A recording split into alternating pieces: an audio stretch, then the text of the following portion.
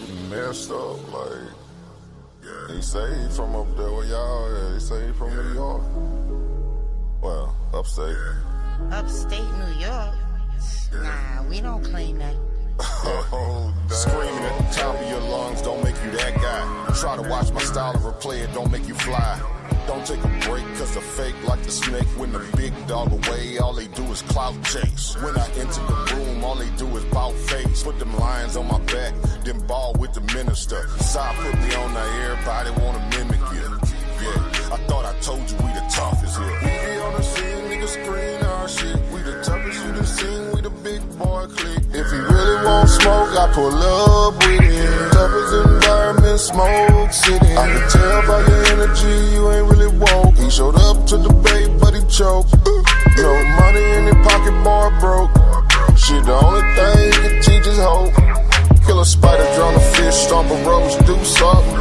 But don't come on sa.neter with the stunt.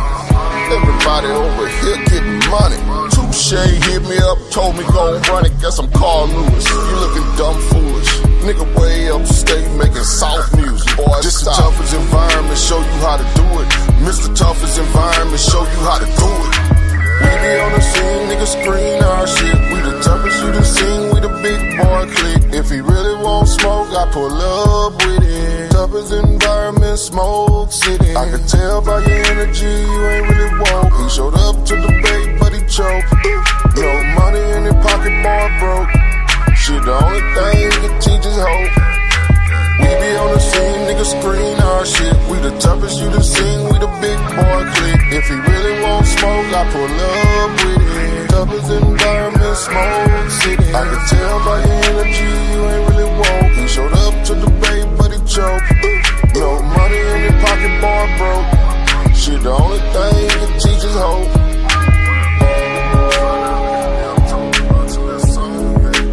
Yeah, y'all already know what it is.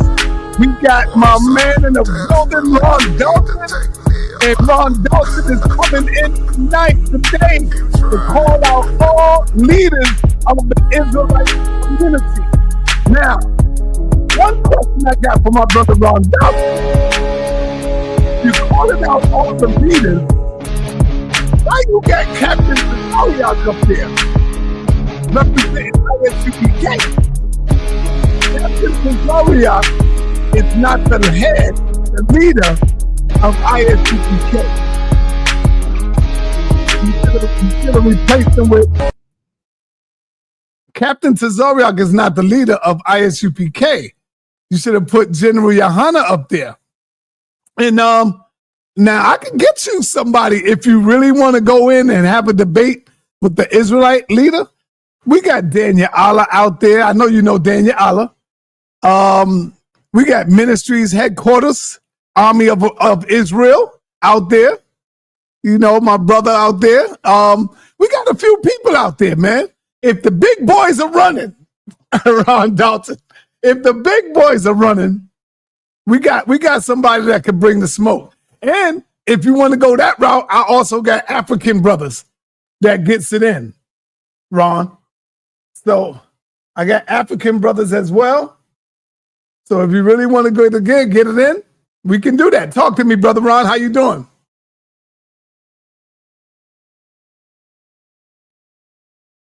Unmute yourself, Ron. Good, I'm doing good. I mean, I got some African brothers. I got some Israelite brothers that will really bring the smoke if you really want the smoke with them. Remember, I tried to set you up with Jabari. Well, where is he at? I mean, I'm just sitting here. I'm not getting here. I tried to set you up with Jabari, but that didn't go well. You tried Brother Polite. You tried Jabari, Shaka Amos. I said, well, where are they at? I mean, I'm right here. Well, remember we was trying to do it in the rules that you didn't want to do it that way. Remember? We don't need to discuss that on here. I ain't got no rules. No, all right. So we can discuss it then. Remember, it was a paid-per-view debate, and you said you don't want to do it. Yeah. Right. That's what I'm talking about. Because of certain things. Yeah. Okay, so we got Ron Dalton in the house this afternoon, brothers and sisters. And the brother is calling all the heads of these Israelite groups. He claimed that they've been running from the smoke. So we're going to hear from our brother Ron Dalton. And if you're an Israelite, come on up after his presentation is over. And if you're not an Israelite and you got some smoke and you want to ask him some questions, feel free to hit the panel. Brother Ron, I'm going to pass you the mic, brother. You got the floor. So here's the thing. For the longest, we've been taught that we are the Israelites, of course. But in addition to that, the Israelite, I would say, starter pack is to teach who are we, who are the Edomites, the white man that they say, and then of course teach who are the Ammonites and the Moabites, and then teach that the Holy Land is in the Middle East, in the desert, where we see it today on TV. And we're hearing this month after month, year after year, and I say to myself, well, how come nobody in the Israelite community likes to talk about or addresses who are the Canaanites today? The Bible says that God gave the land of the Canaanites to the Israelites. He told them to go possess that land and to dispossess the Canaanites off the land. The Bible tells us in Judges chapter 1 that they could not dispossess and remove all the Canaanites off the land, and they still exist to this day. So if the Bible tells us that the Canaanites still exist to this day in the so-called Holy Land, then where are they at? Who are they? What name do they go by? And what do they say in regards to how long they've been in that land, if they are from that land or if they're from another land? And where is that land at, according to their oral histories? And when did they leave their former land and get to the land where any Israelite wants to tell us that they are today? We could not sit here in the Israelite community and say, well, the Canaanites are extinct. We don't know who they are. They're Africans. They're in Africa somewhere. They're albinos. They're white people. And even people that are in Israel, the Demona Israelites, you ask them who are the Canaanites today in Israel. Where are they at in Israel? And they don't have any answers. You know, I've heard people say they're the Lebanese, the Palestinians. Some people say they're the black Arab, the black Palestinians, and the black Bedouins in Israel. I said, no, they're not. No, they're not. I said, have you guys looked at the history of the guys that are there in Israel? Have you checked their DNA? Real DNA sources, not Chat GPT told me this, you know. But at the end of the day, I feel like a lot of the Israelites want to run from the topic, who are the Canaanites? Because at the end of the day, it is the land of Canaan that is the Holy Land, the Promised Land. So therefore, if we can prove who are the Canaanites with 100% certainty, with facts, information, and research, then it makes all those followers and listeners and subscribers worldwide that are following the words of these leaders, it makes them start to scratch their head and say, wait a minute, if these guys are the Canaanites, then maybe the true land of Canaan, we've been all wrong about it. And that the true land of Canaan and Israel is in sub-Saharan Africa and not the Middle East. We've been duped. We've been hoodwinked, bamboozled. We've been deceived and tricked by the Gentiles. And this is the reason why I believe a lot of these Israelites, because I've challenged a lot of the Israelites in the Israelite community on, let's debate on who are the Canaanites. Let's debate on who are the Canaanites today.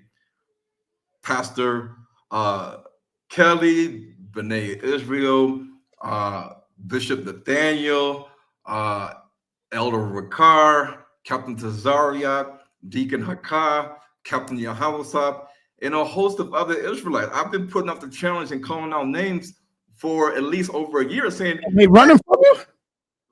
yeah, they're running. Oh, no, we don't want to debate on that. We'll debate on Esau. We'll debate on everything else other than who are the Canaanites. I said, who are the Canaanites? At the end of the day, it is the land of Canaan that is the Holy Land. And we mixed for over like 1,000 years with the Canaanites. So their DNA has to be in our DNA on the mother side, because Jacob only had one daughter, Dinah. So who did the Israelite men impregnate to have Israelite boys and girls?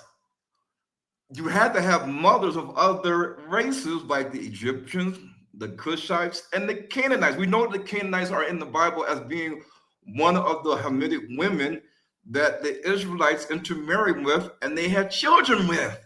So we have to identify who are the Canaanites today, because if we can, and we can say, okay, those people are the Canaanites. Let's look at their DNA on the mother side, because after all, they should be the mothers of the Israelites. So we are the Israelites. We should see this DNA in us. And if it lines up that we can see the DNA in us that's in the Canaanites that I'm going to present today, then it makes logical sense. And if we don't see the DNA of the Canaanites or the so-called Negro in Israel, ancient DNA studies, then it means we were never there.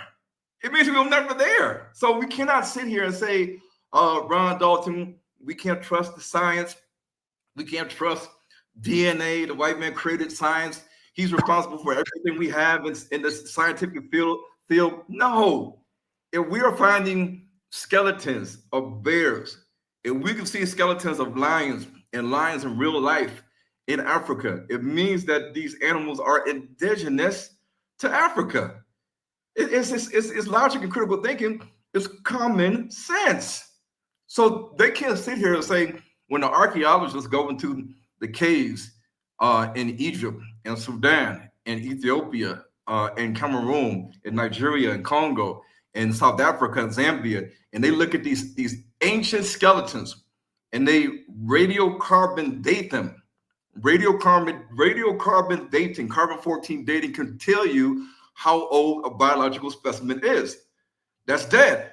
This is a known fact. And if it proves to us that these people, these skeletons in these caves in Africa, they are older than so-called Abraham himself, then it means that who are these black people that lived in sub-Saharan Africa and they were burying their dead in caves like the Canaanites did back in the day.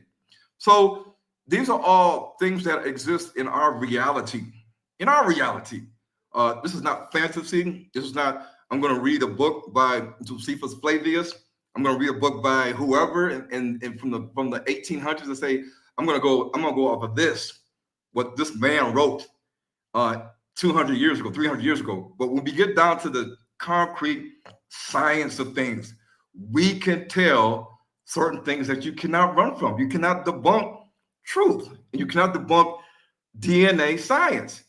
If somebody says you were at the scene of the crime and we found some blood on the bed or on the gun or the knife, and they say, well, test the DNA. If you were not there at the scene of the crime, period, they should not be able to test the DNA and find you and say, hey, it lines up with you.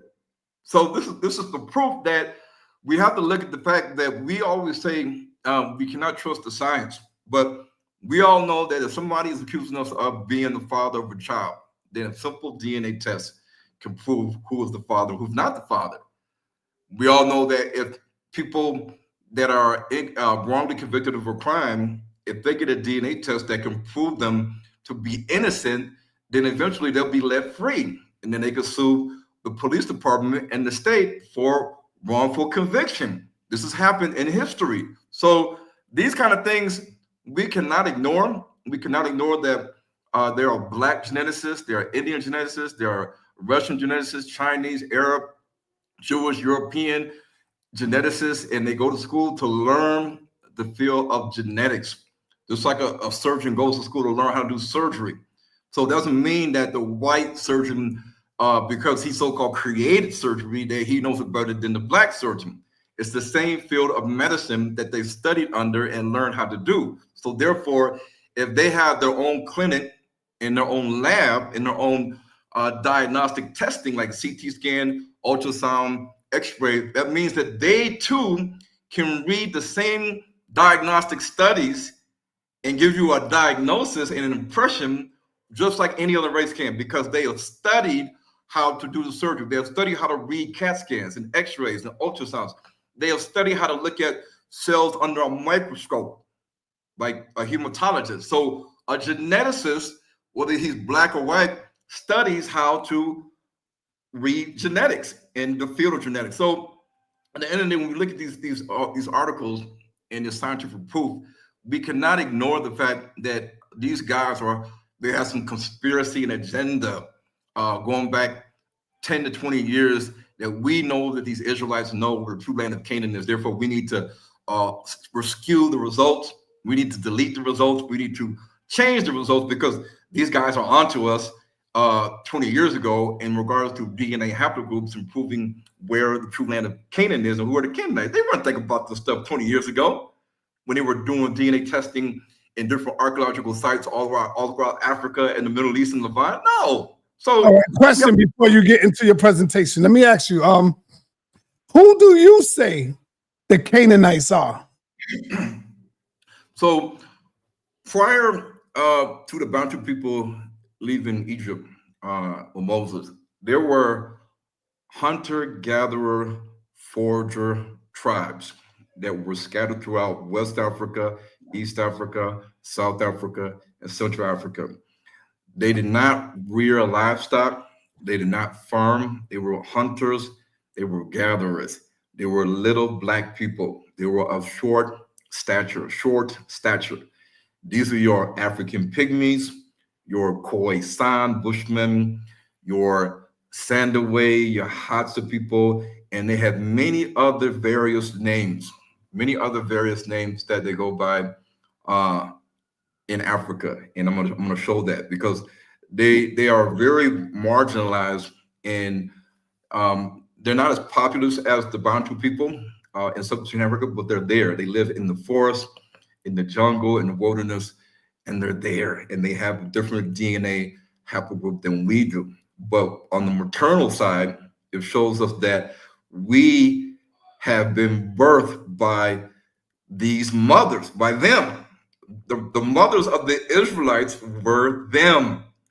That means that they have to be included in the list of people that the Israelites mixed with, meaning the Canaanites and the Egyptians and the Cushites. So we cannot sit here and say, oh, these black people in sub-Saharan Africa, we don't know who they are. Beats me, because they existed thousands of years ago in sub-Saharan Africa. And when we got there, the Bantu tribes got there, as their oral history states, they ran into them. It can be from Liberia, Sierra Leone, Nigeria, Ethiopia, Kenya, Tanzania, Uganda, Congo, the Central African Republic, Malawi, Angola. Yes, when they came down into these regions, they ran into other people that were already there. So who are they? That's what we're going to talk about today. Okay, one more question before you get started, or two. Who would you say the white man is? Who is the white man today? The white man is largely, and from ancient times, the seed of Japhet. Noah had 3 sons, Ham, Shem, and Japhet. The white man is Japhet. And over time, of course, the white man came down to Africa. Other races went into Europe and started intermarrying, having children with white women. So, but when you look at the overall stock of the white races, even going into Asia, like China, they are speaking a Japhetic language. Their language is not Hamitic. Their language is not Shemitic. So therefore, their language is considered along the branch of the Japhetic speakers, like Slavic, Celtic, Latin, Italian, Romance, Germanic, all these different languages, Sino-Tibetan, Mandarin, Cantonese, Turkic. These are the languages of the children of Japhet. All right. Last question, and then you could go into your presentation. is salvation for everyone and not just the Israelites? What about the Gentile people? Yeah. Is salvation for the Gentiles as well? And when I say Gentiles, the Hebrew Israelites tried to make it look like the Gentiles are also the Jews that went astray. They do, you know. Yeah, man, that's the most stupidest thing that I can think of. No, Yeah, the Gentiles can receive salvation. Mm, You know, if if Christ only came for the Israelites, right. then why did, if he already knew that the Israelites were the only ones going to heaven since the time that they were born, then why did he have to come? Why did he have to come if from the day you're born and you start screaming as a baby, what? That you're already signed into the book of life, going into the kingdom, Mm. no ifs, ands, or buts, then why did Christ come? For what? You know?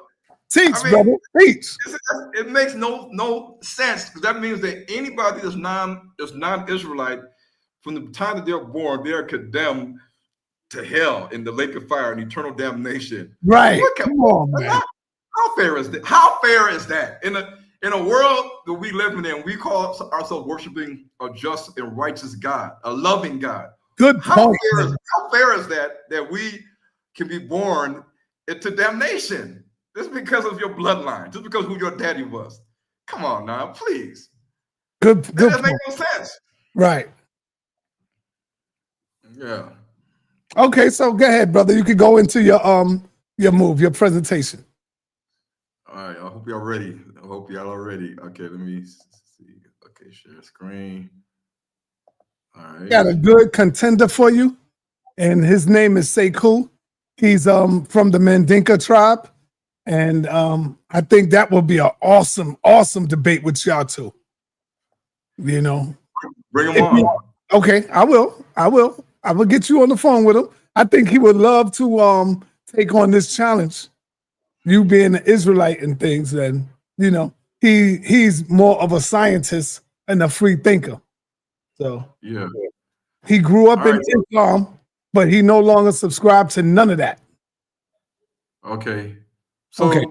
let me know if you can see. Let me make it bigger and see if you can still see it and hear me. Yeah. Make it bigger. Just pause that in a little bit. Pause. But go ahead. Okay. Can you see it? Can you see it and hear me? Yes. You can? Okay, good. No, yeah, I can see it and I can hear you. You got the flyer up. Okay, let me hide this. And then I'm gonna go to another slide. Is it moving to the next slide? Yes, it is. It did? Okay. So here's the thing, guys. Back in 2023, and I had the proof, shortly after the Kyrie incident, the movie Hebrews to Negroes, of course, had more than 316 comments, reviews. It had over 5,000 reviews back a year or two ago. And I just happened to go kind of just browse, and I looked and I said, wait a minute. Amazon deleted thousands of the comments and reviews on the movie Hebrews to Negroes. They brought it down from 5,300 to 316.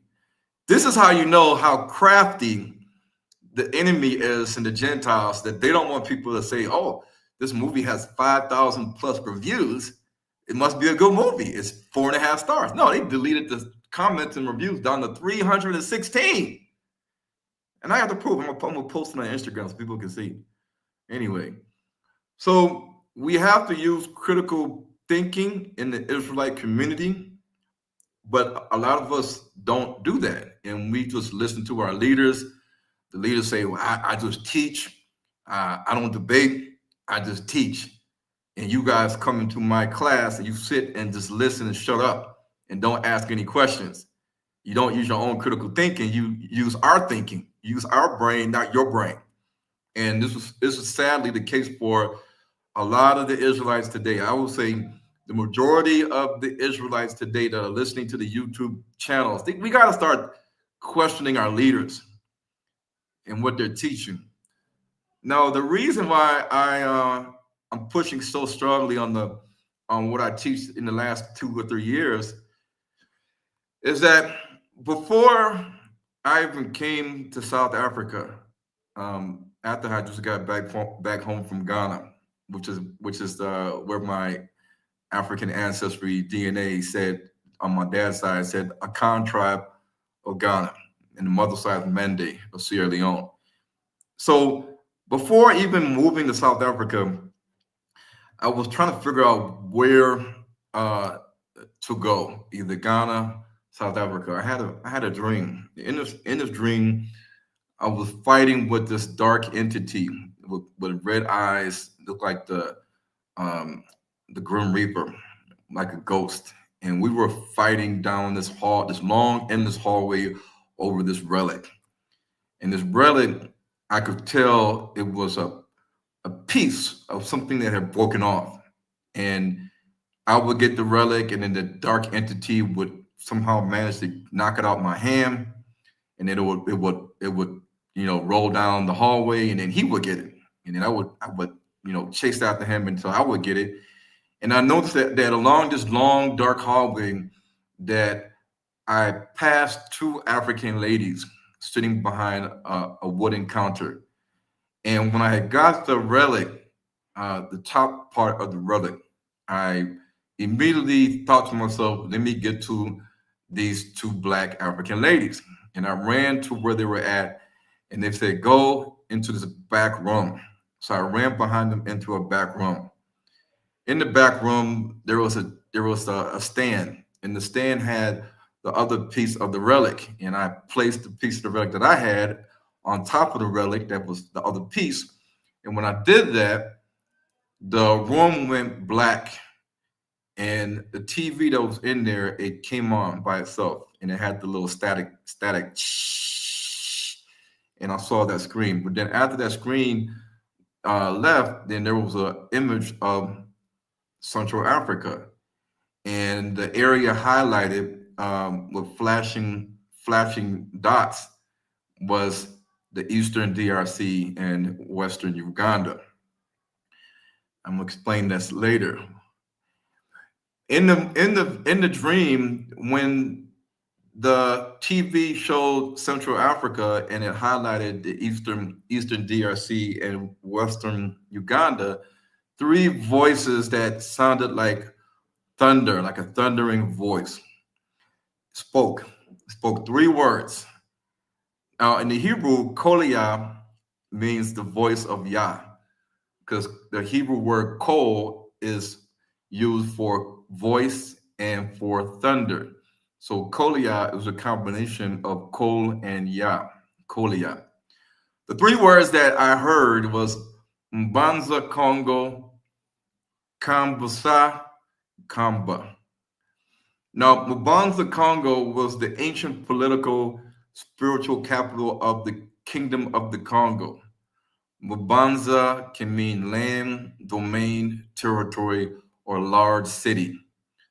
Congo has different meanings in the Kikongo language. It can mean just the God of Israel or the God of the Bakongo people, similar to how we say Yahweh or Yahweh or Yahuwah, because God is a title. The word God is a title. In the Kikongo language, the word for God is Nzambi, but God has a name. He has attributes. And in the Kikongo language, it is Yakongo, or Congo. Congo also means the creator, the place of lions and leopards, the circle and the navel of the earth. Ngo means lion in Lingala, which was another dialect in the Congo, and it means leopard in the Kikongo dialect. So these 2 words mean basically the city of God, the city of the creator in the center of the earth where Jerusalem is. That's what the Bible says in the book of Jubilees. And the second word was Kambasa. Kambasa means to talk about, speak about, inform. The third word is Kamba. Kamba means to lead, to direct, to conduct, to guide, to drive. It could also mean to talk. For instance, in Lingala, it means a leader. Mokambi means a guide or a leader. Kamba Nzambi means to talk about God. These words have dual meanings depending on how you use them. It's like in the Hebrew lexicon, you can have one word with the same consonants that means one thing, and then you look at another Hebrew Strong's number, and it's the same consonants, but it means something different. Kamba in the language of Lingala, which is the Bobangi tribe, mixture language with the Kikongo tribe, means to lead or for a leader. Kamba Ngai means to lead me in Lingala. The interesting thing is Kamba in the Baaka Pygmies language of the Congo is the word for elephant. Why is it the word for elephant? Why did they select Kamba for the word for elephant? Because they say that the elephant is strong and has wisdom, which is the attributes of a leader to them. So it's has a meaning, a dual meaning, as does the word Kamba in Lingala, when it means also to lead or to guide. So when you look at all these three words, I'll put it all together, and I said, to talk about, to inform about, to speak about, to lead, to direct, city of God. City of God is true Jerusalem. The Bobangi people of northwest Congo were called the Bangala, plural of Ngala. Ngala is singular, plural is Ba Ngala. They are a Congolese ethnic group from their main language, classical Bangala language, is where we get the language Lingala or modern Lingala. Both Bobangi or Lingala and Kikongo are the most ancient Bantu languages, aside from Swahili. They both demonstrate the closest similarity to the modern Hebrew lexicon in terms of morphology, syntax, and lexicon, meaning that in the Kikongo language and the Lingala language, you will find words that mean exactly the same thing and are spelled exactly the same with slight differences when compared to the modern Hebrew lexicon. And I got proof of this, not just one word or two words, but a plethora of words. And anybody that studies Kikongo and Lingala knows this to be true. Why is it in the Congo? Why did it even have these Hebrew words that are identical in the Kikongo and Lingala language in Central Africa? It's because they are the true Israelites, and the Israelites migrated and had their central focus of inhabitants in Central Africa or the African Great Lakes. The reason why it is known as the land of lions and leopards, because in Central Africa, you will see the highest percentage of leopards in the DRC, in the RC, Gabon, and Angola, the former territories of the Kingdom of the Congo. Now, both leopards and black panthers are members of the genus Panthera, and they are also members of the same family. The species name is Panthera pardus, making the black panther a leopard with simply a complete black coat, not a spotted coat. So a leopard that has a completely black or melanous coat is also considered a Panthera, the same species as a leopard. It's just a different color variant in the black panther versus the leopard and the black panthers and black jaguars you will find where? In Central Africa. Now, in South Africa, the leader of the Shembe Church said last year in front of thousands of people, we are looking for a young man who will be sent by the Most High to reveal the truth to us. And if you understand what I've been dealing with since I got to South Africa, you will see how the South African Jewish Board of Deputies, since the year 2023, they have been trying to ban the movie Hebrews to Negroes in South Africa. Now the case has been sent from the South African Film and Publications Board Committee to the South African Human Rights Commission to determine whether or not this film needs to be banned in South Africa, carrying the penalty of a fine and jail time, just for anybody to be caught watching a movie or showing a movie or sharing a movie. Yes, that's how deep it has become. So in the Congo, you see Kata Mpa, the center of the universe. Katiopa means the center of the navel or the navel of the earth. So when you look at the word Congo, it also can mean the circle, and where you join the bisections of a circle, you get 4 points or a cross, or an X marks the spot, meaning the center of the earth. And in ancient times, the word Ethiopia was referring to the land that was unknown and uncharted by the Greeks and the Romans. They just called it the land of the blacks, or the land of black people that was near the equator or equatorial line, where all the mountains and the rivers and stuff was at. Okay? It also means the land of the gathering. The gathering of who? The gathering of God's chosen people. I'm going to start to speed it up. So where is the real Jerusalem? It's also where the true land of Canaan is at in sub-Saharan Africa. I just did a lesson on this. It's on H2N TV. If you want to check it out, it gives you biblical and scientific proof to prove where the true land of Canaan is, and the true Jerusalem, also known as the land of peace, or the land where God provides peace, rest, and security. The Pacific Islanders say that they left Central Africa on the border of Lake Tanganyika, which borders Tanzania and the Congo. This is where they say they lived at until they decided to leave on boats, and they traveled to the east to Oceania.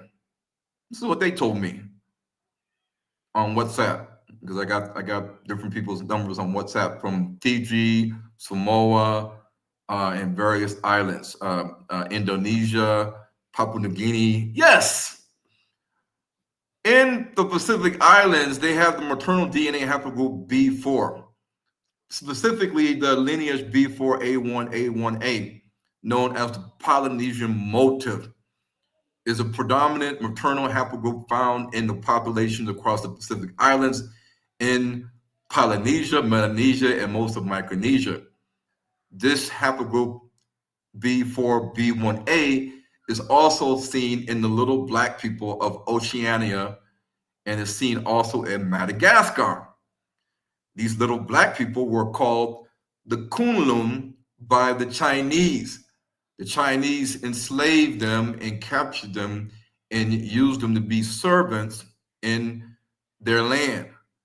So who were these little black people that left Central Africa, and why did the Pacific Islanders and both these guys carry the same genetic markers? Because the people in the Philippines, they state that in their school they learned that the Negritos, or the Aita people, that they originate from the Congo and Central Africa, and they migrated on boats to the Philippines. This is what they say in their schools and in their books written in Tagalog, because I know Filipinos, because there's plenty of them in America, and they're also in South Africa. All right, so you're not going to get this kind of teaching from your IUICs, your ISUPKs, your GLCCs, because they're not teaching you on who the Canaanites are. If so, where's the lesson? I want to see it. Mount Rwenzori is one of the highest mountains in Africa. It is not a volcanic mountain.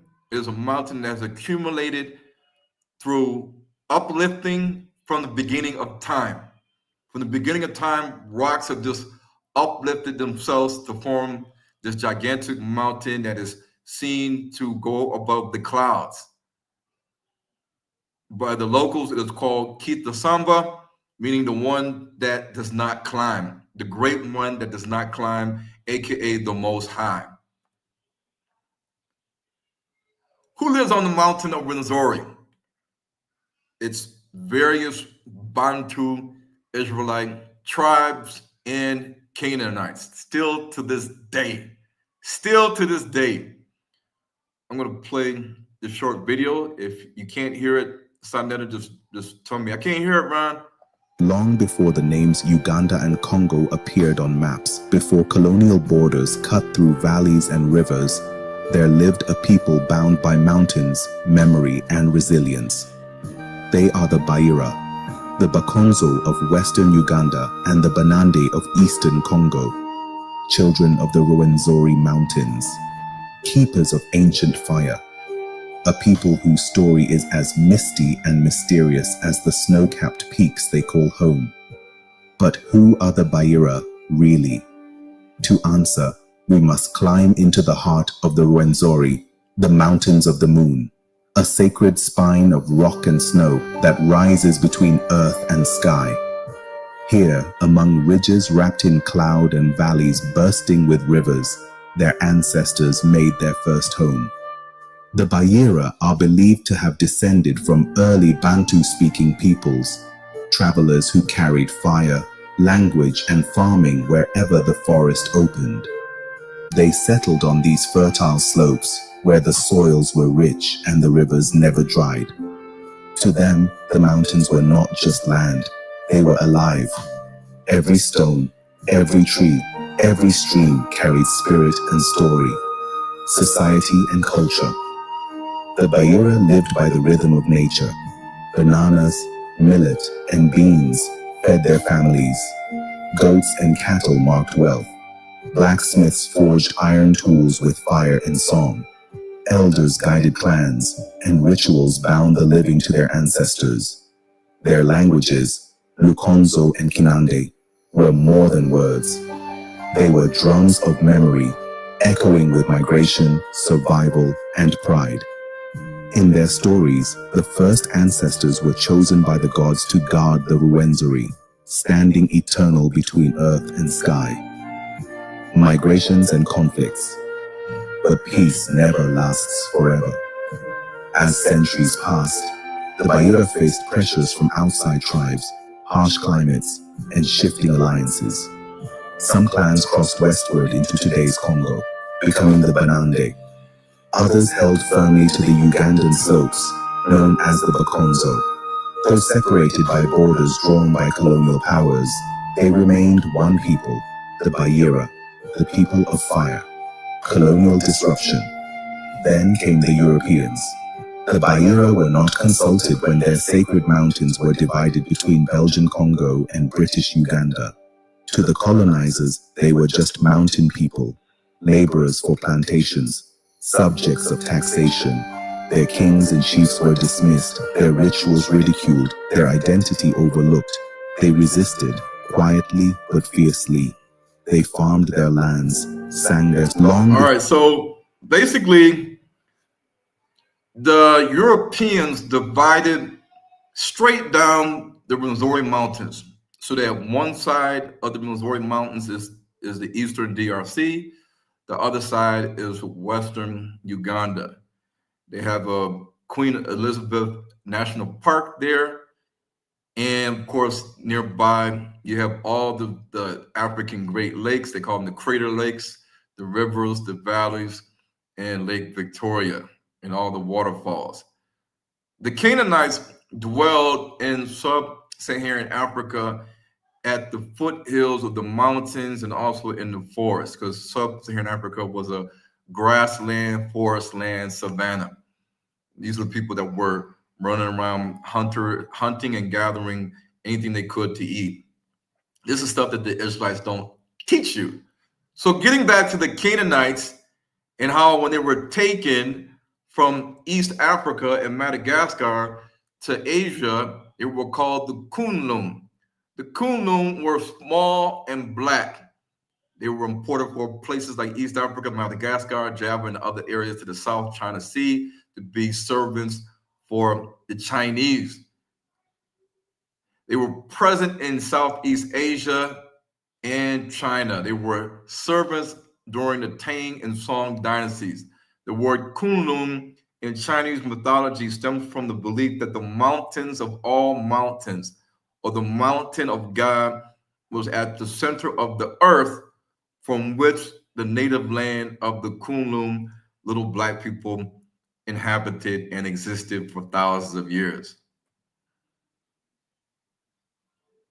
Remember, Canaan was to be a servant of servants to his brethren, including the children of Shem and Japheth.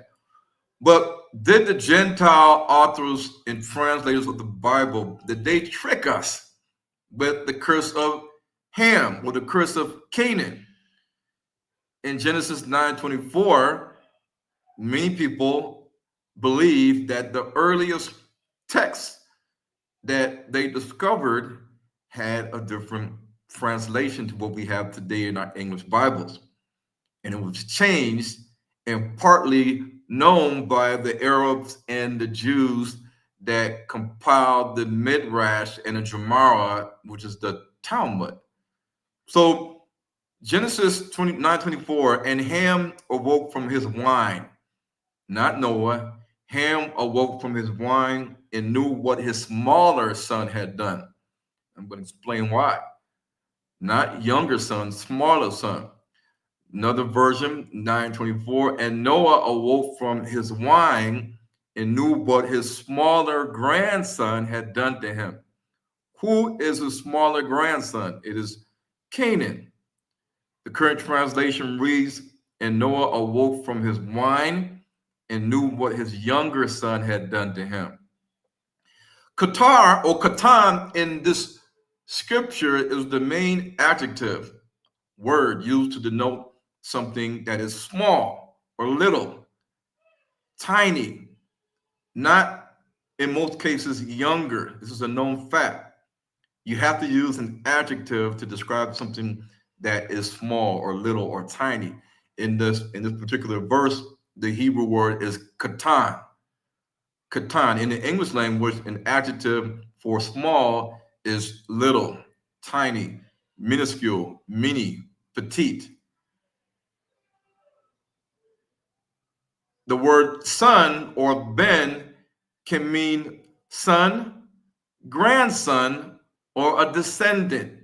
It's not always listed under the word son. How do we know this? Because in Genesis 31:55, Laban kissed his sons and daughters. But we know that Laban had Rachel and Leah, and Jacob took Rachel and Leah and had children with them. These would be Laban's grandsons because Laban was the father of Rachel and Leah. Laban was the father of Rachel and Leah, and Jacob impregnated them and had children. Laban kissed his sons and daughters in the morning. The Hebrew word used is ben, Hebrew Strong's 1121. So the word ben can be used for grandson and son.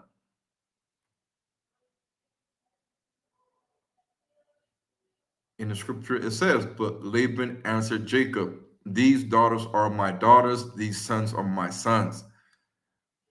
Islam teaches that Noah had 4 sons, Shem, Ham, Japheth, and a 4th son often called Canaan. And the Arabized word for Canaan is Yam, which is the root word for Timan and Yaman, which means south or the cardinal direction of south. In South Africa, the Bantu Israelite word for non-Israelite Africans that they encountered when they went south of Egypt and Sudan towards the equator and the southern hemisphere is the word Barwa from the word Borwa, which means the people of the south. Borwa means south. Barwa means the people of the south.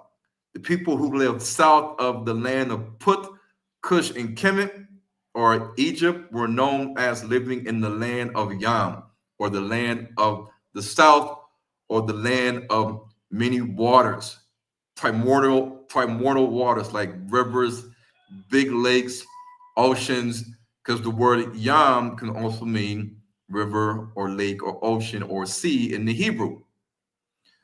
People living in the south of Sudan and Egypt and Libya did not have livestock. They did not raise livestock. They were not shepherds.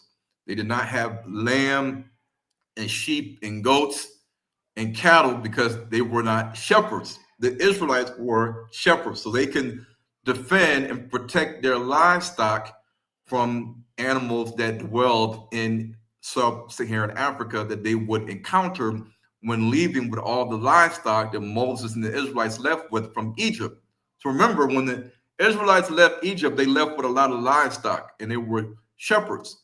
So taking all those livestock into a land with lions and leopards and jaguars and hyenas and bears and wolves, you have to have a shepherd to protect your livestock.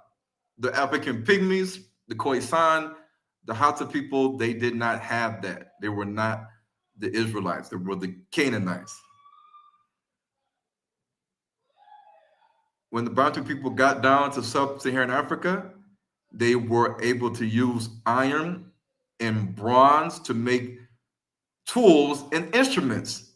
Copper, bronze, iron. This is in the Bible. So when the Israelites went into the land of Canaan, the hills have iron, and out of the rocks you can get copper or bronze. So the Israelites were skilled metalsmiths, and they had the ability to fight. They were organized. They were taller. They were more numerous than the African pygmies. So naturally, they put them under subjection, and they dominated them and made them pay tribute, as the Bible states that the Canaanites had to do to the Israelites.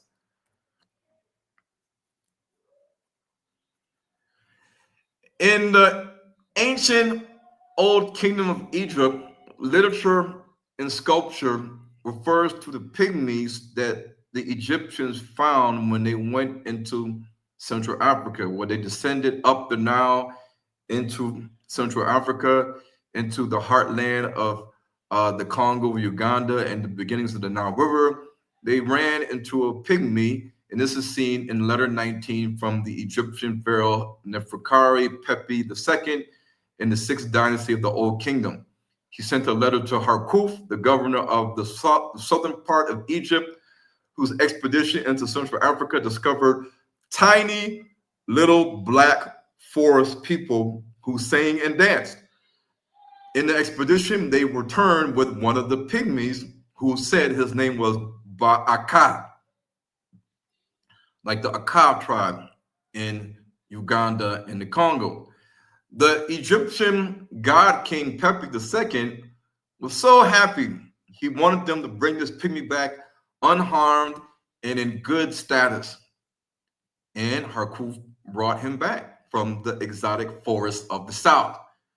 The land of Yam in the Arabic language and even Hebrew means the land of the south, the land of the primordial waters, beyond and near the equator, a land of mountains, hills, forests, lakes, rivers, volcanoes, waterfalls, exotic animals that they always wanted to collect and wear around their shoulders, such as cheetah skins, leopard skins, jaguars, panthers, apes, okapi, exotic birds, plants, and vast resources and precious minerals and stones.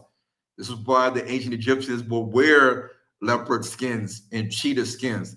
Do you think leopards were running around in ancient Egypt when ancient Egypt was a desert?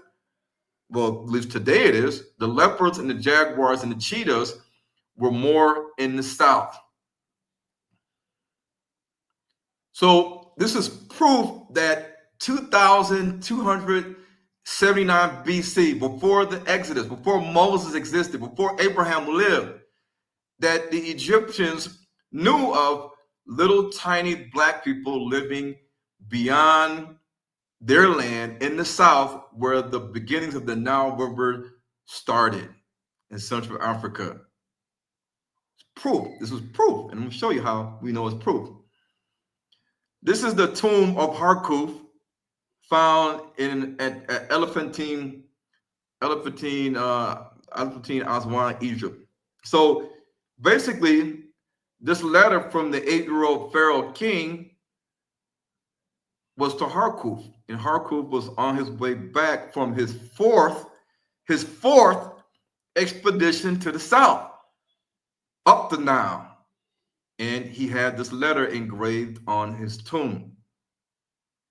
Okay, you can, and if you read it, you'll see where it says land of Yam, translated as the land of the trees, the land of spirits, or the equatorial forest, the mountains of the moon. The word Denik, or DNG, in the Egyptian language means pygmy. DNG, or Denik, in the Egyptian hieroglyphics means a pygmy, or a little black person. Not a little white person, a little black person. So this proves that the African pygmy people and their various tribes had civilizations and encampments going back before 3000 BC. They were already there. They predated Terah, Abraham, Isaac, Jacob, Moses, Esau, Ishmael, and the sons of Lot. When he went into Central Africa, Harkuf saw little black people, a lot of them. Okay, it's right there. You can walk to it, you can touch it, you can hug it, you can look at it. In the letter, sealed with a royal decree, it says, I have noted the matter of this letter which thou hast sent to the king to the palace, in order that one might know that thou hast descended, meaning he came down from a higher elevation area in safety from Yam. So the king, the Pharaoh Pepi, wanted to know, have you descended down from the high sea elevation highlands of Central Africa down the Nile to a lower sea elevation, because it's along the coast, bringing with thee this pygmy? It says that thou hast brought a dancing dwarf of the god from the land of spirits. We know that the Bantu people are not dwarfs and pygmies. We are average height human beings, 5'7", 5'8", 5'9", 6 feet. We're not 4'5" and 4'7". So these are different black people. The Egyptians were not midgets or pygmies. The Cushites in South Sudan are not little, they're tall, they average 6 feet and above. The Libyan Puttites next door to Egypt, they weren't pygmies. They were not pygmies, but who were these little black people that Harkuf ran into? And he descended, the Bible says the Hebrew word is Yarad. Abraham descended Yarad from Central Africa or Sub-Saharan Africa to Egypt, because he was where? In the land of the south, the land of the trees, the land of Yam. Let me keep going. And he even says, come northward. He tells Harkuf to come north. So you know that he's in the south. Egypt is in the north. Due south, you go down. You go down to the equator. You got the North Star, and you got due east where the sun rises and due west where the sun sets. You stand facing the sunrise and look at your right hand and turn that way to your right hand. That's south. So he knew exactly where Harkuf was at. He was south of Egypt, which was near the equator where Central Africa was, to find these communities of little black people. Who were they? They're not Egyptians. They're not Cushites. They're not Puttites like Libyans. these little black people were making cuts on their skin, tattoos. The Bible says the God of Israel told the Israelites, when you come into the land of Canaan, do not make any cuts on your body for the dead or tattoo yourselves. I am Yah. This is because when the Bantu Israelites left Egypt, the Most High knew that these other Hamitic nations, like the Canaanites, were cutting themselves and doing tattoos. You can look at many different white European explorers that go into the Congo rainforest, and you'll see that the Congo people, when you look at the pygmies and they go to the pygmy camps, you'll see that sometimes they have tattoos on their face, they got tattoos on their back, they cut their skin. Same thing that's done in Sudan as well and other tribes. Bible meets reality. So the earliest hypothesis is of the rabbis. They believe that the oldest source of Genesis in the Torah, dating back to 900 BC, that they use the word Yah or Yahweh or Yod-Heh-Vah-Heh for God. But then during the priestly era, which you have the Babylonian exile, enter in the Babylonian Talmud and the creation, and so-called rabbis want to start making the Mishnah and the Gemara. They start to focus on a different name for God, like Hashem and other words that is not going back to the original words of Yod-Heh-Vah-Heh or Yahuwah or Yahweh or Yahweh. So the Rabbi Rabbi Eliezer lived during 700, 800 AD. And in his analysis, he lets us know what his interpretation or what they wrote about Genesis chapter 9, verse 24. But many of the biblical scholars and rabbis believe that the earliest text of the curse of Canaan, it said that there was 4 sons, but then the blue letters is what they inserted. Ham was the father of Canaan. So they let you know Ham's the father of Canaan. So you don't say, okay, well, did Noah have 4 sons or did he have 3 sons? The blue letters is where we see is the closest to our English translations today that says there were 3 sons of Noah, Ham the father of Canaan. But here's the kicker. In Rabbi Perk D. Eliezer's translation, he says Noah found a vine. The vine had grapes on it. He planted the vineyard from this vine. He drank the wine. He got drunk. He was naked. Canaan came in, saw his father's nakedness, and tied a string to his genitals and castrated him. Then he went out to tell his brothers. Ham came in, saw his father's nakedness, and neglected the commandment to honor one's father. So Canaan went out to tell his brothers, but Ham came in. And then it says that his brothers rebuked him. It doesn't say it was Shem and Japheth. It just says his brothers rebuked him. They took a cover, walking backwards, covered their father's nakedness. Noah arose from his stupor, discovered what his tiniest grandson or son had did to him, and cursed him, saying, "Cursed is Canaan." Now, the Midrash of Perky D. Eliezer 23, this guy, this rabbi that lived in AD times, like 700, 800 AD, he had no knowledge of the earliest text of Genesis dating back to 900 BC, or did he?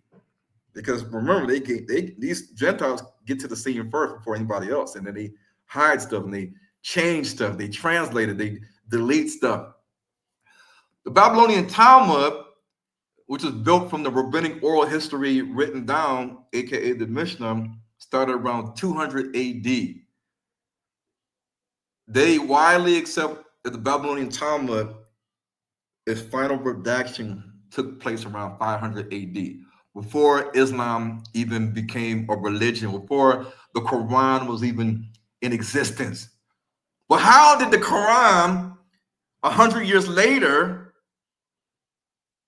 have in it that Noah had 4 sons? So the early sages of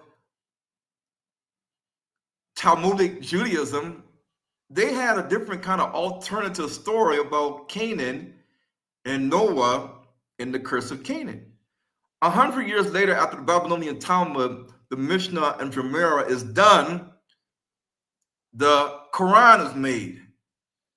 And we know the earliest Quran and Muhammad, these were black Arabs. We were black original Ishmaelites. They were real Ishmaelites, the ones that we see in northern Sudan, in Khartoum. These black Ishmaelites, the sons of Abraham, when they put together the Quran 100 years later after the Babylonian Talmud, it says in the Quran that Noah had 4 sons.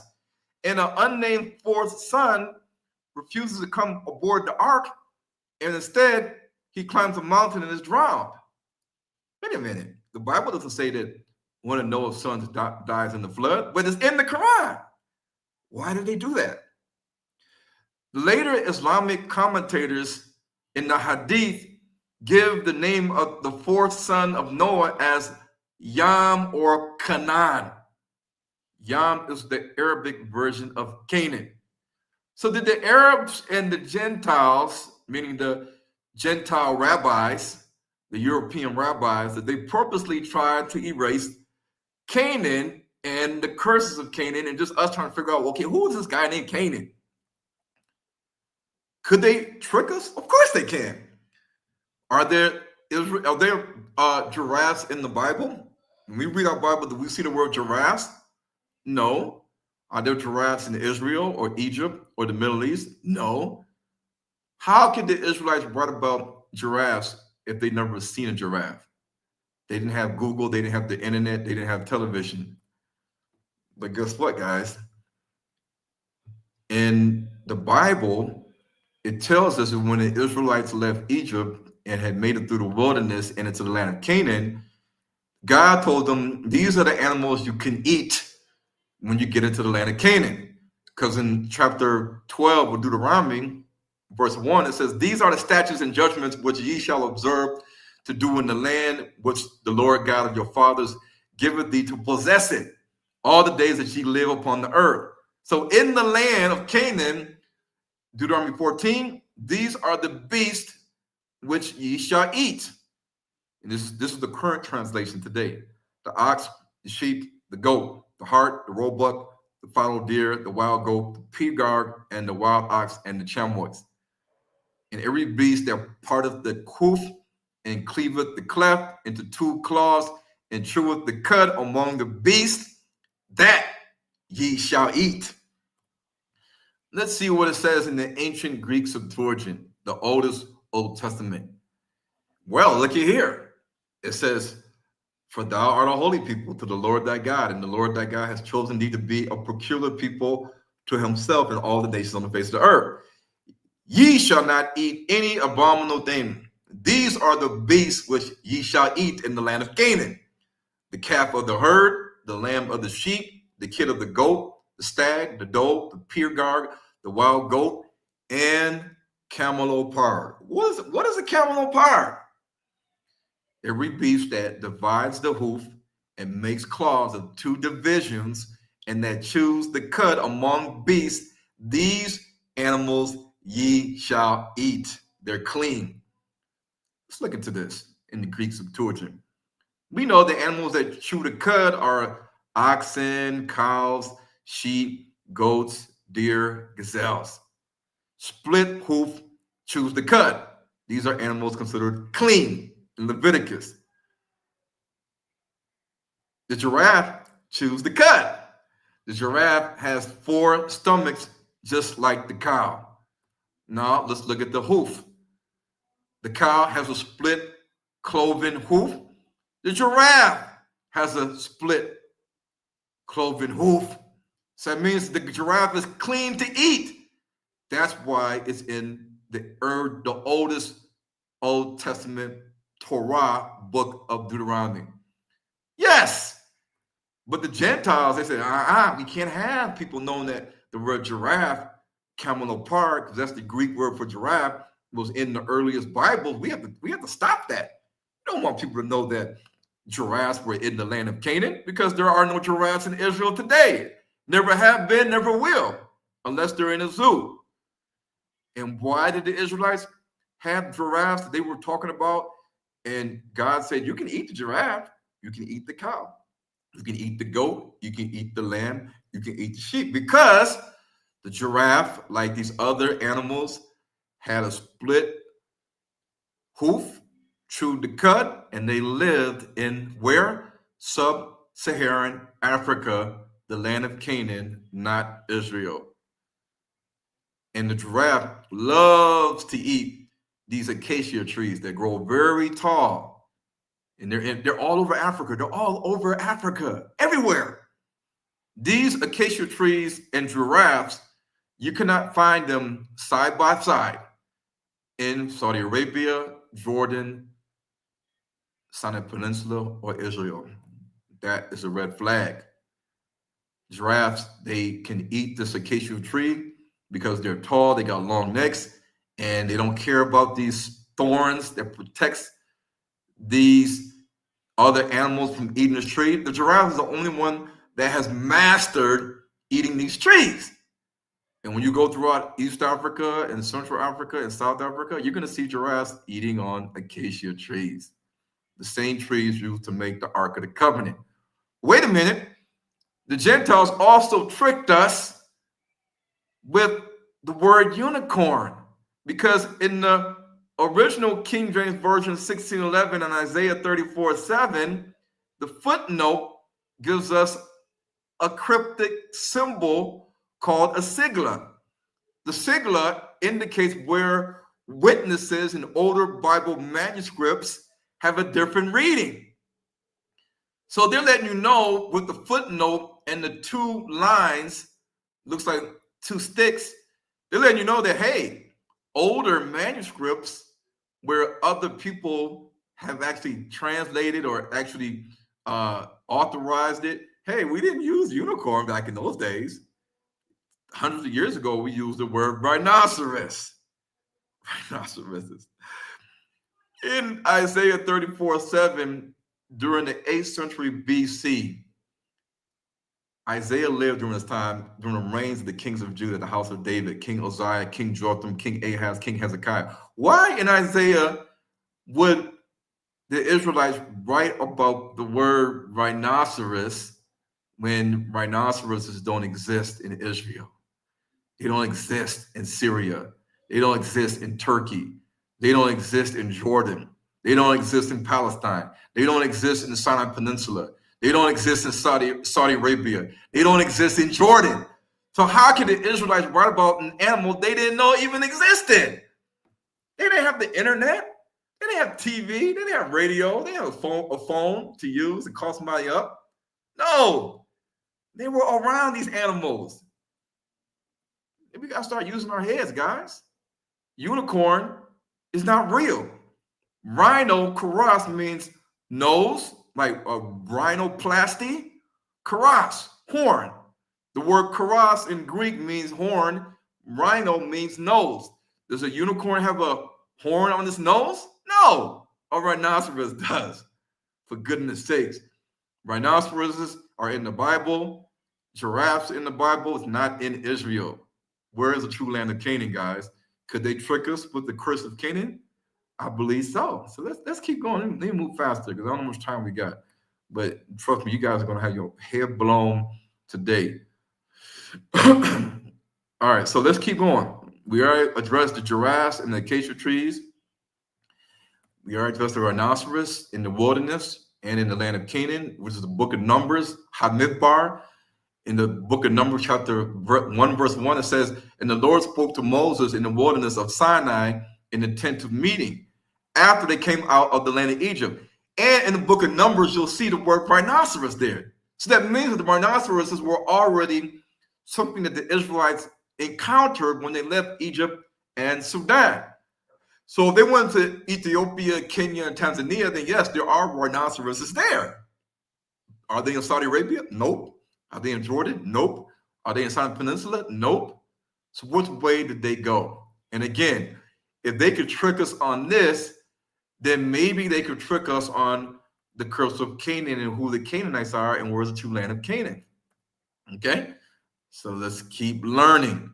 The Hebrew word that they use that we see in the English, it says, Noah awoke and saw what his younger son had done to him. But the Hebrew word for young is a plethora of words. You can use a lot of words. Use a plethora of words used for young, young man, young boy, young offspring. But there's only one main word that is used for small, little, tiny. It is an adjective. The Hebrew word is katan. Canaan was a tiny son. He was a tiny grandson. Why was he tiny? Man, you guys are going to be blown away. Katan. You see that it's the same consonants. The same consonants or letters. Three letters make up katan and katan. One's a verb, one is an adjective. Both mean something that is small, insignificant, tiny, unworthy, diminished, not young. And when the Israelites went into the land of Canaan in sub-Saharan Africa, the Bantu people, they ran into little black people. These were the Canaanites, and the Egyptians got on their boats and they sailed up the Nile. Harkuf sailed up the Nile against the flow of the Nile, because the Nile flows from Mount Missouri in Central Africa to the Mediterranean Sea. So they got on boats and they sailed up the Nile towards the equator in Central Africa. And what did they bring back? They brought back a pygmy. The pygmy they put on the boat. Pepe II said, watch him when he's on the boat. Do not let him fall over into the water. Protect him. Even when he sleeps, guard him. Do not let him escape. And bring him back to me and travel northward. The Pacific Islanders used the same boats from old times that the ancient Canaanites and Egyptians used as well. And they say that we left Central Africa to find a land of our own, that we can just grow our clan, our people.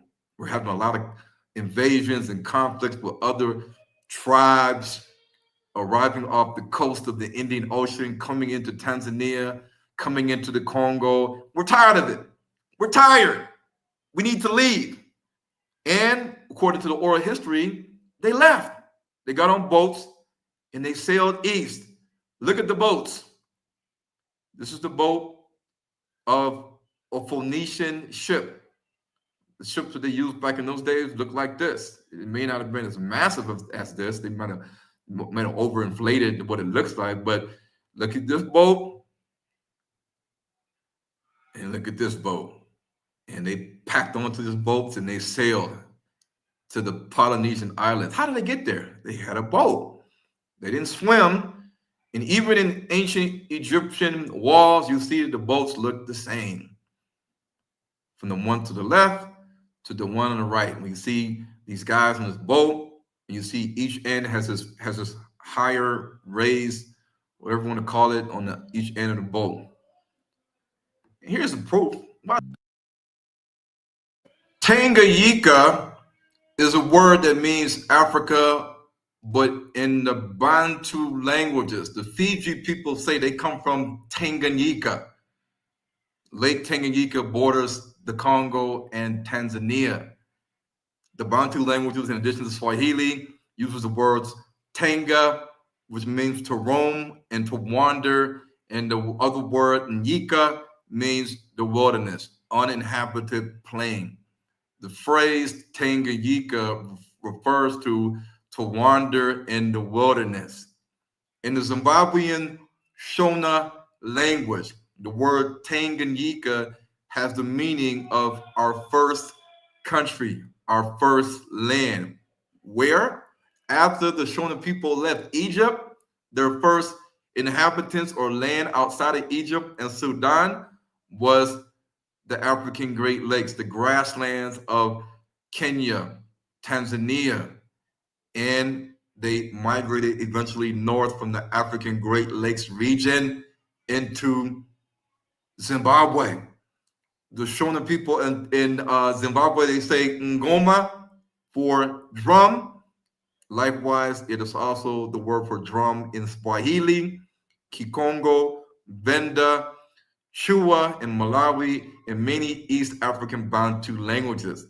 They also refer to the land that they lived at after they left Egypt as Guru Swa. Guru Swa means long grass or tall grass because they lived in the wilderness, which was an area of grassy plains and expansive grasslands. Is there grasslands with long, tall grass in Saudi Arabia? No. Is there plethora of grassland with tall grass in Sinai Peninsula in Egypt? No. Is there tall grasslands in Jordan near the Jordan River? No. So in reality, the Shona people of Zimbabwe that have the same DNA as us, even B1A, they don't say that they went to Saudi Arabia and the Sinai Peninsula and then Jordan and crossed the River Jordan to Israel. No, they say something else. We have to start to pay attention to reality. The Kikongo word for ancestor is Nkulu. In Zulu, Nkulu is the word that the Zulus say is the ancestors of ancestors or the Most High or the Creator or God. You see how even in South Africa, Nkulu, the ancestor of ancestors, the Creator, the Most High God. In the Kikongo, way up in Central Africa, Nkulu means ancestor. You trace the language, you find out where people came from. The word Tanga means to roam around, to wander. And the word Nyika on Google Translate means wilderness. The Israelites wandered and they roamed in the wilderness where? In Ethiopia, Kenya, Tanzania, and other areas till they landed up in a final destination point, which was where Jerusalem is. A grass plain land. Yes, this is Africa. Okay, let's keep going. Keep going fast. Somalians are the direct descendants of the ancient Egyptians. You can do DNA testing. You can look at their language, their traditions and customs, the morphology of their face, their craniometric studies, and jaw studies. You can trace it back to ancient Egypt and the land of Punt. This is a known fact. They even know this because they're here in South Africa. It's tons of Somalians in South Africa. And the ones that I get in the Uber with, they're Uber drivers, they say this. Yeah, how'd you know this, Ron? Mr. Dalton? I say, well, I study. You're right, Ron. We are the descendants of the ancient Egyptians. And the majority of the Egyptian hieroglyphics, the way the words are, the way the hieroglyphics are pronounced is already in our dialect today. So if the Cushites are the people in South Sudan, like the Dinka, the Nur, the Shillik, the true Cushites, and the Puttites are the black Tuaregs in Libya, next door to Egypt. And the descendants of the Egyptians are your Somalians, your Bajans, Bukarians, and all these different tribes. And they're all black. Now, how can Canaan be a white man? How can Canaan be a white? These Israelites don't have no answers. The white man, according to the Israelites, is Esau. Esau. So that includes today's modern day Ashkenazi Sephardic followers of Judaism. But according to the Khazar correspondence letter written by the Khazarian king in 950 AD, now part of the Genesha collection from Cairo, Egypt, this is a real document for over 1,000 years ago. This was over 1,000 years ago, a real document. You can go there and look at it. You can touch it, view it. What do the Khazars say? Because we know the Khazars, they connect the Khazars to today's followers of Judaism, European Jews, the Khazarians. What did they say? What do they say their ancestor is?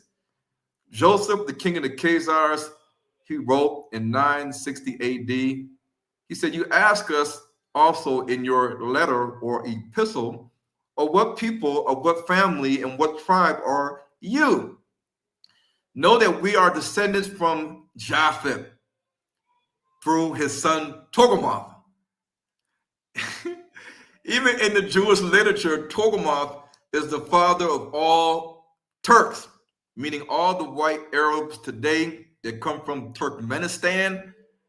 Their ancestor is the same ancestor as the Khazars, as them, because the seventh son of Togarmah was Khazar, the descendant of today's European Ashkenazi and Sephardic Jews. But wait a minute, the Israelite leaders say that they are Edomites, but didn't the Edomites or Esau have children with the Canaanites, the women of Canaan first in the Bible? That's what the Bible says. But do we read our Bible, or we just listen to what the Israelite leaders today say? You know, your IUICs, your ISUPKs, your GOCCs, your other camps leaders and other Israelite organizations. They say Esau's a white man. Esau, but had children and wives with the daughters of Canaan. If we are the Israelites and we had children with Canaanite wives, so did Esau, and Esau is the Jews today, then we should be able to look at the maternal DNA haplogroup seen in the Jews today and say, if they're the Edomites and the Edomites mixed with the Canaanites in the beginning of time, since they were a people, they took the wives of Canaan, then we should see the same maternal DNA haplogroups in these Edomites that are today the Ashkenazi Jews. We should see this, the maternal DNA H, HV, G, I, K. We should see it in our DNA, in America, in Jamaica, in Haiti, in Africa, but we don't see it. We don't see it. So who's telling the truth? The Pygmies' maternal DNA, the Pygmies in the forests, in the mountains of the Congo, Uganda, Rwanda, Burundi, Angola, Malawi. What is their maternal DNA?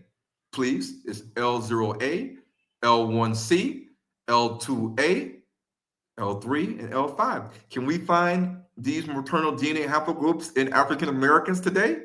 West Africans, Central Africans? Yes, we can. Matter of fact, L2A is the largest and most common maternal DNA haplogroup in African Americans. The maternal DNA haplogroup, L2A, carried by a plethora of pygmies living right now in the Congo, Uganda forest, running around in the jungle, hunting with spears and bows and arrows and knives. They tattoo their face, as you can see here. The Bible tells us not to tattoo our face.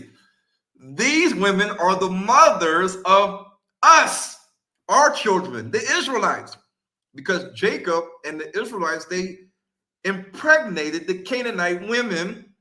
Therefore, the Canaanite women passed down the maternal DNA haplogroup L2A to us. Who are they? They are the Canaanites. They're not Egyptians. They're not Cushites. The Cushites on the walls of Egypt were very dark, and their hairstyles were different. These are not your pharaohs of ancient Libya. Oh. When are we going to start using critical thinking and logic? Esau took his wives of the daughter of Canaan, Adah, the daughter of Elon the Hittite, Aholibama, the daughter of Anah, the daughter of Zibeon the Hivite. It's there in the Bible. We don't read the Bible, though. We just want to listen to what these Israelite teachers teach us, these Israelite fantasies. Edomite children birthed from Hamitic mothers. Edomite white children birthed from Black African mothers. Does that make sense? All the daughters of Ham, the Cushites, Dinka, maternal DNA L. The Puttites, the Fulani, maternal DNA L. They're Black. The Somalians, Egypt, maternal DNA L. Canaan, Edomites, white women, maternal DNA H. Is that seen in any African American? Unless they got a white mama? No. When are we going to use our heads, guys? This is why I caught up these Israelite leaders by name, and none of them say, I'll debate you, Ron. I'll prove to you that the Canaanites are not the African pygmies and these little Black hunter-gatherer foragers in sub-Saharan Africa. I can prove to you, Ron, that they are not them. Then tell us who they are and let's debate. Put your truth and your research and information, what you say is facts, put it to the test. But these Israelite leaders and YouTubers, they don't want to do that. They want to protect the brand, protect the followers, protect the money. Don't let people get outside information. Do not let them be exposed to outside information. That's what a cult does. A cult does not want you snooping around, listening to other people, other teachers that's saying something different than what you teach, that contradicts and debunks what you have been teaching your enclosed members and followers for years. They don't want you to venture outside and, as a thinking sovereign adult, use your brain and say, hey, this is making sense, and it lines up with reality in my DNA. So maybe my leader is wrong and he's running a cult. He doesn't want us to get any outside information because he wants us to keep believing that the Canaanites are extinct, they're white, we don't know where they are, they're living in underground tunnels, they're in the Middle East somewhere, just hiding out in caves. The true Holy Land is in the Middle East, the desert. No! So we have to be specific. And we look at these people in Africa, they have lineages too. They have lineages. Canaan, Mitzrayim, aka Egypt, aka Kemet, Cush, Put. It's all there. It's all there. There's no single Jerusalem border verse, but Jerusalem has valleys. The valley of Hinnom, the valley of Rephaim, or the dead ones, departed spirits, the nation of giants. In Zimbabwe, the Nguni people and the Pygmies and the Khoisan and the Hausa people all talk about a time where they had giants living amongst them. And the Bantu people came down with weapons, they were organized, they were taller than them, and they were good fighters, and they helped kill and drive off the giants in their land. This is what they say in their oral history. How are you going to tell them, no, you guys are wrong?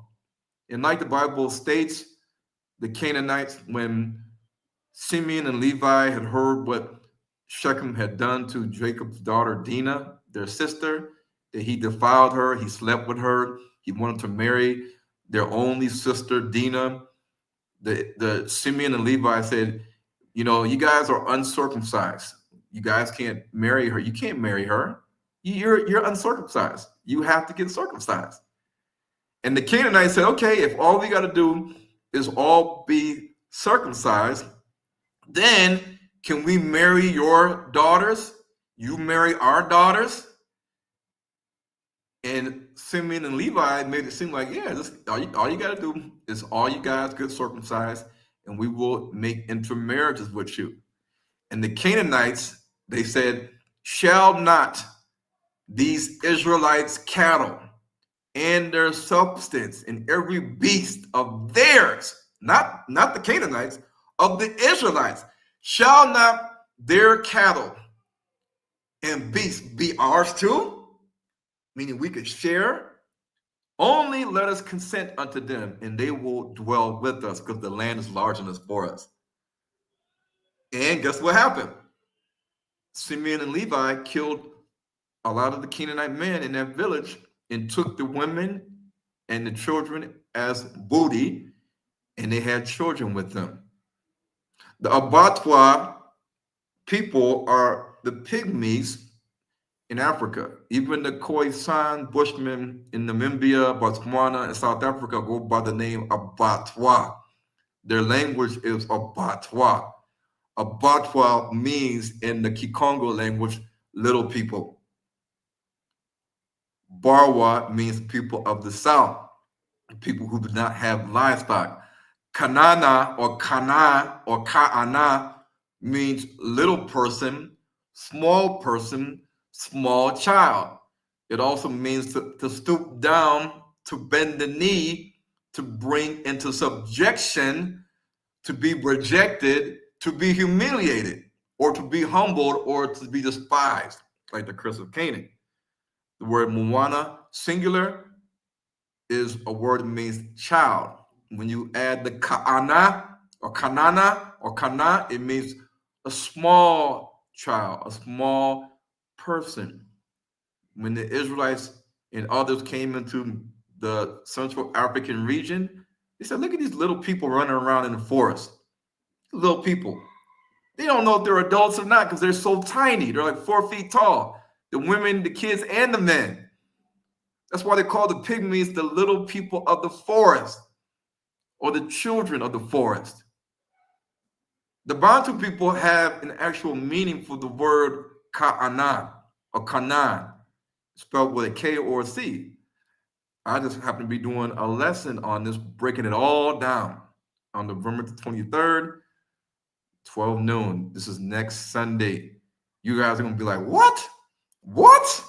From Kenya to Tanzania, to Zambia, to Congo, to Uganda, even down to South Africa. You're going to see how the Bantu dual meaning of the word Kana or Kana or Canaan in the Hebrew means exactly what it is in the Hebrew Strong's lexicon. And it tells the story of what the Canaanite people looked like when they entered sub-Saharan Africa and what they did to the Canaanites. What did the Israelites do to the Canaanites?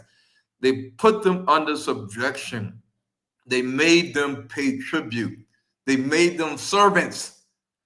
Yes, and this was a land of milk and honey. How do we know this? Because the African pygmies and the Hasapi people, they are living in a land of forest, and they know exactly how to get the honey.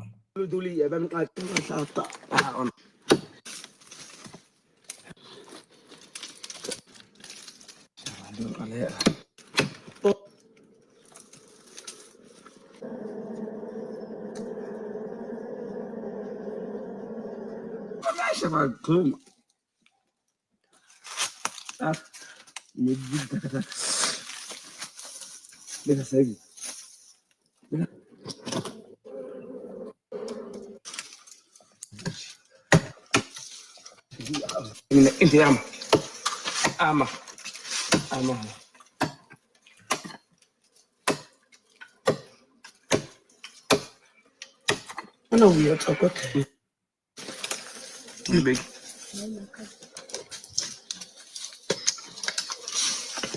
Sabi na ko dula.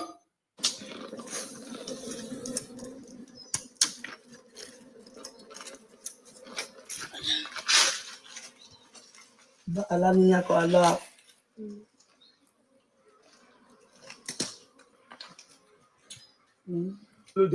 The land of honey is in Africa, and the natives called the little black people by many names, such as the Akafula in Malawi, or the little black people that collect honey. They're the honey collectors. Oh my goodness. In Israel, are there any forests? No, Israel is like 1% forested. 99% of Israel is a desert. Like 90% of Israel is a desert. So you cannot have honey if you do not have trees. Man, this is common sense. These are all questions that in debates and topics that the Israelites run from. They're running like track stars. Why doesn't nobody want to address these things? Where is the land of Canaan? Who are the Canaanites? Mount Zion. Where is this mountain, this high mountain known as Mount Zion? Where is it at?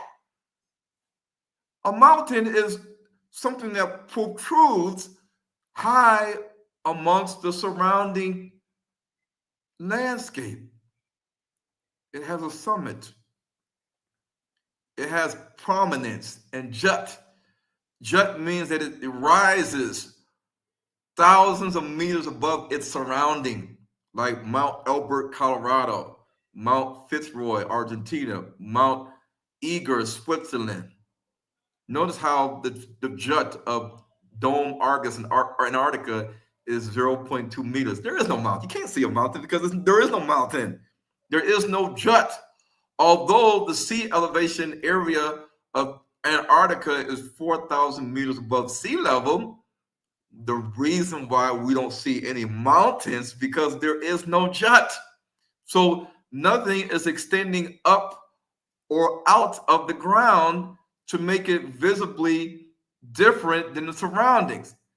The Bible stated that when the Israelites passed the Jordan River, that they would enter a land of mountains and valleys that drinks the rain from heaven. It's a well-watered land that has a lot of rainfall. Israel is a desert. I'm going to prove it to you. Elevation, these are common criteria, prominence for a mountain. This is Mount Zion. Where is the mountain at? It's not there. Isaiah 49 says, O Zion, that bringeth good tidings, get thee up into the high mountain, O Jerusalem. So it's giving you an adjective of it's high. Look at the topography map of Israel. Most of it is green. Green is 261 meters above sea level. In order for a mountain to be classified as a true mountain, it has to be at least 600 meters above the surrounding landscape. So just to have a mountain, period, you have to have 600 meters of rock that protrude up around the surrounding landscape. But the majority of Israel's sea elevation, because it sits on the coastline, is 261 meters. It's below the United Kingdom threshold for a mountain. Let's look at the Jerusalem University College. The Jerusalem University College is 757 meters above sea level. It's a college. It's a college, for goodness sakes. King David's tomb is 771 meters above sea level. Is King David's tomb sitting on the top of a mountain? No, it's not. Guess what the height of Mount Zion is? Mount Zion is 765 meters above sea level. King David's tomb is 771 meters above sea level. Was King David's tomb placed on the tip of the mountain of Mount Zion? Of course not, because this is Mount Zion. Do you see a mountain here? No, you see buildings and parking lots. Why? Because there is no Mount Zion, no mountain called Mount Zion. Look around, guys. There is no mountain, just buildings, trees, parking lots, a cemetery. Let's look at the overall landscape. Okay, this is a tall mountain, yes. Jerusalem sea elevation 754. Mount Zion 765. Only 11 meters higher than Jerusalem. So get this, guys. Mount Zion is only 11 meters taller than Jerusalem and Temple Mount. Bethlehem is higher than Mount Zion, but we know Bethlehem is not a mountain. Bethlehem is a place. How is Bethlehem taller in sea elevation than Mount Zion, the high mountain of Israel. We have been mightily deceived. So we look at Mount Olives and Temple Mount. We look at Mount Zion. This is the actual location of Mount Zion, Mount Olives, Temple Mount, Jerusalem, aka the city of David. Do you see a mountain anywhere? No. Oh my goodness. The Zion's gate, Mount Zion. Where's Mount Zion at? Where is it at? I don't see a mountain. It's a problem. Mount Zion and Jerusalem is only 1 kilometer apart from each other. 1 kilometer is 0.6 miles. Listen to this, guys. 1 kilometer or 1 mile. You know that in track, you run 4 laps, that's a mile. You run 4 laps around a track, a high school track, you just ran a mile. Running a mile does not take that long. It's not that far. So looking at this landscape map of Jerusalem and Mount Zion, if Jerusalem is only 1 mile away from Mount Zion, which was 4 laps on a high school track, then looking at Jerusalem, looking at Mount Zion on this map, can anybody show me where Mount Zion is at? Where is a mountain at? There is no mountain. We have been deceived. The true land of Canaan is not in Jerusalem. It's in sub-Saharan Africa. This is the true definition of mountains. And Jerusalem is less than the sea elevation of Johannesburg. Johannesburg is 1,750 meters above sea level. Do we call it Mount Johannesburg? No. Do we call it Mount Pretoria? Mount Nairobi? No, we do not. Because they tricked us. They tricked us mightily, and a giraffe is essentially 11 meters, 2 of them. 2 giraffes are 11 meters, 2 of them. So when you look at a giraffe and its height, you see that the giraffe is tall, but it's not as tall as a mountain. So Israel is a low coastal land with very little to no mountains. It cannot be the mountainous land and valleys that the Bible speaks of in Deuteronomy chapter 11:11. It cannot be a land of fat, green pasture, like it says in the book of Ezekiel. Like this is what green pasture along the mountains of Israel looks like. When you look at reality, fat pasture is green grass along the mountains and the hills. But when you go to Israel, the Judean mountains, also known as the Judean hills, according to the Bible, this is the land of Judah, where Jerusalem is at. This is no fat pasture. It's rocks. Rocks. Rocks. Scarcity of vegetation. This is Jerusalem. Bedouins have to keep moving their flock because after these sheep and goats eat this grass, they're done. They got to keep moving. It's no fat pasture. Central Africa, fat pasture. Israel, just rocks. Fat pasture. Look at the mountains. Look at the grass.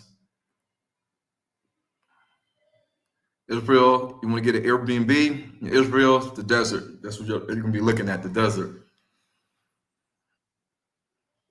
The Bible says that mountains surround Jerusalem on all sides in a circle or a circuit. But do we see mountains surrounding? And the Hebrew word is sabib, a circle. A circuit is a circle, a circuit. So we need to see mountains surrounding Israel. But when we go to Africa, we see all these large mountains and we see little mountains. But when you look at the mountains, medium, small, and large, guess what? Guess what they show on a topographical map? These are the plains of Jordan, desert, and the Bible says that the plains of Jordan was well watered like the Garden of Eden. Sodom and Gomorrah was only 2 cities that were destroyed, not the whole plains of Jordan. These are the Jericho plains. These are desert. No impala, no stags, no antelope, no roebuck, no deer, no lions, no leopards and ostriches running around in this area. No elephants, no wild ass, aka a zebra, no wild bull, aka an African buffalo or wildebeest running around in Israel, because they're not there, because it's not the true land.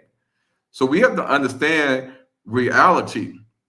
The desert plains of Jericho, well, the Jericho is supposed to be a forested area. There's no forest here. There's no forest here. There's no animals there. The land is a mountainous land and valleys.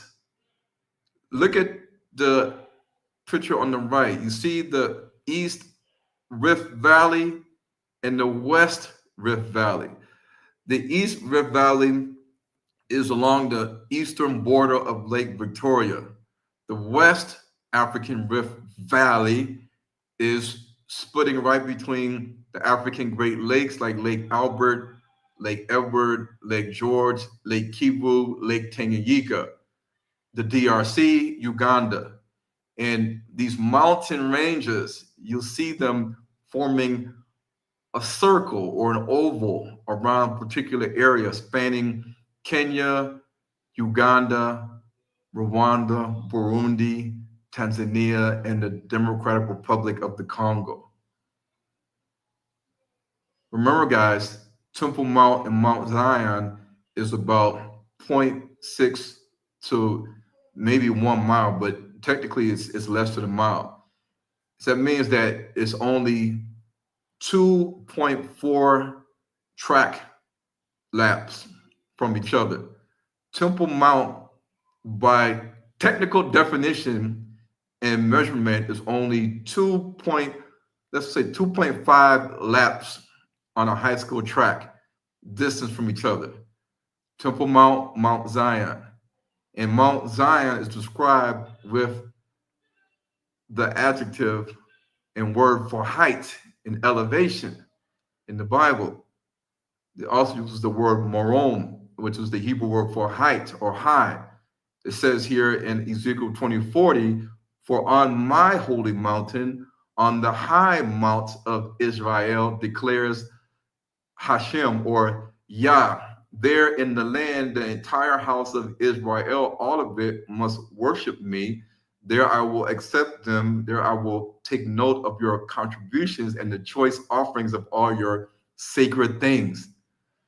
Holy mountain is referring to God's mountain, Har Kadsho. Mount Zion is a high mountain. However, we don't see this mountain here in our reality. Mount Zion and Mount in Jerusalem are pictured here, but where is there a mountain, a high mountain? It's not there.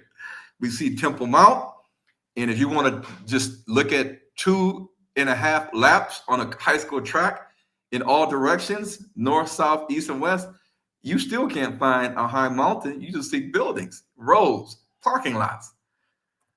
So why haven't the Israelites have been talking about this and picking this up? Because it does say in Ezekiel 20:40, on God's holy mountain, the high mountain of Israel, not just the mountain of Israel, it's the high mountain of Israel. It says this in the Bible, in our Bible, but our Israelite teachers avoid this. Because I want to know, based on the scripture, why isn't the Israelite teacher saying, where is this mountain at? It's a high mountain. The topographical map even tells us that this land is a land less than 600 meters below sea level. The British definition of a mountain is any rock that protrudes 600 meters above its natural surrounding. If the natural surrounding of Israel is less than 600 meters, because you see all the purple, and looking at the graph, purple is all the way up into 585 meters. If the majority of Israel is less than 600 meters, Where could Mount Zion be? It does not exist because it's not there. If Mount Zion does not exist as a high mountain in Israel, we need to say, well, where is Mount Zion? Look at this map, a topographical map of Central Africa. Notice the brown encircling Lake Victoria, Lake Malawi, Lake Albert, where the Albertine Nile, the Nile River dumps into Lake Albert. Lake Albert connects to Lake Edward, Lake George, Lake Kivu, Lake Tanganyika. Lake Tanganyika borders Tanzania and the DRC. Lake Kivu borders Rwanda and the DRC.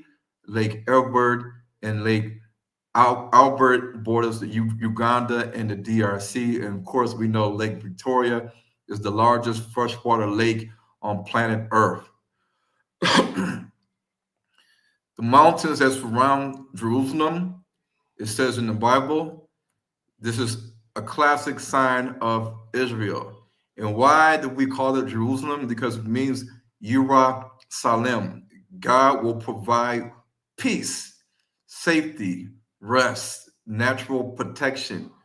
The mountains are like the sheepfold. The sheepfold encloses God's flock, his people, from outsiders.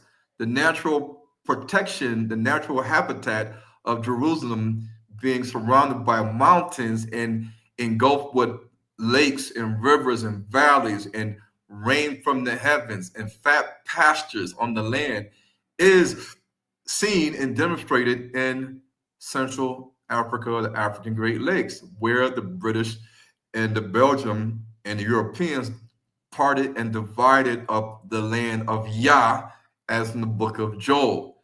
What forms this circular mountains around the true Jerusalem? It's the Benzori Belt, the Mozambique Belt, the Usagaran Belt, the Ubendian Belt, the Kabarian Belt.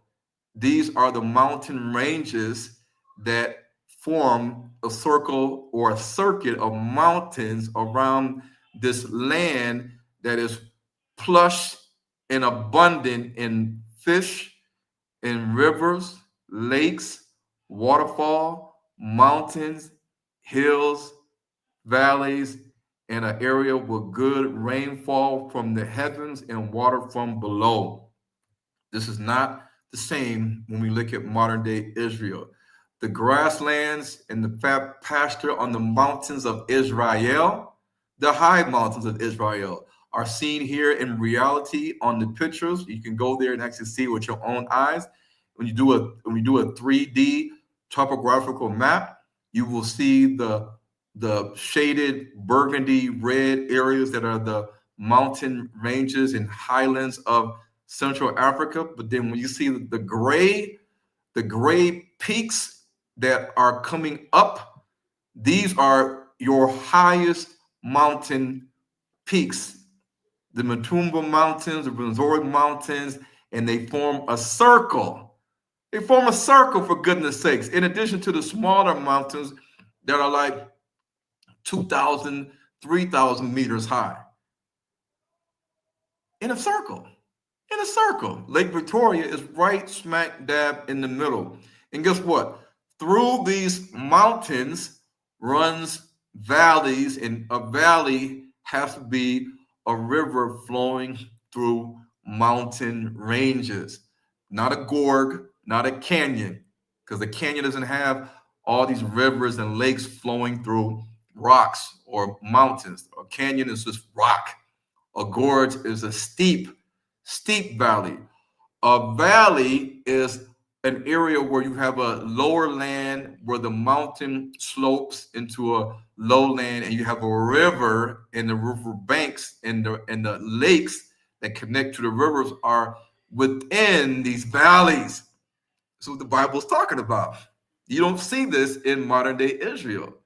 You don't see rivers of reeds or papyrus in Israel. Yam Suf means river of reeds. Reeds do not grow in hot, warm, salt water like the Red Sea or the Gulf of Aqaba, or even the Dead Sea. These are highly saline, high, hot bodies of water. No reeds grow there.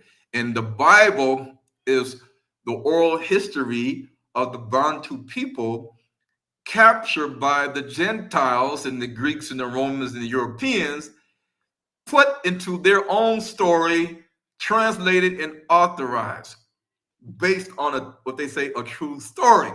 But they have the power to change that true story, and add to it and delete from it, so that you don't know the trueness of the story other than looking at tangible facts from our reality.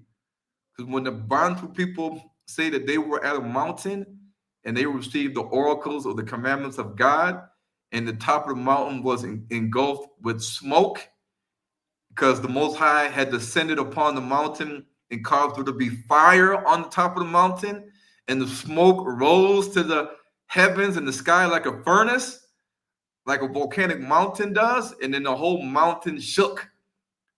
Do volcanic mountains shake when they explode with fire and lava and smoke? Yes, it does. This is classic right here. This is classic. And it says on the third day, when morning came, there was thunder and lightning and a thick cloud upon the mountain. Thunder. They heard thunder.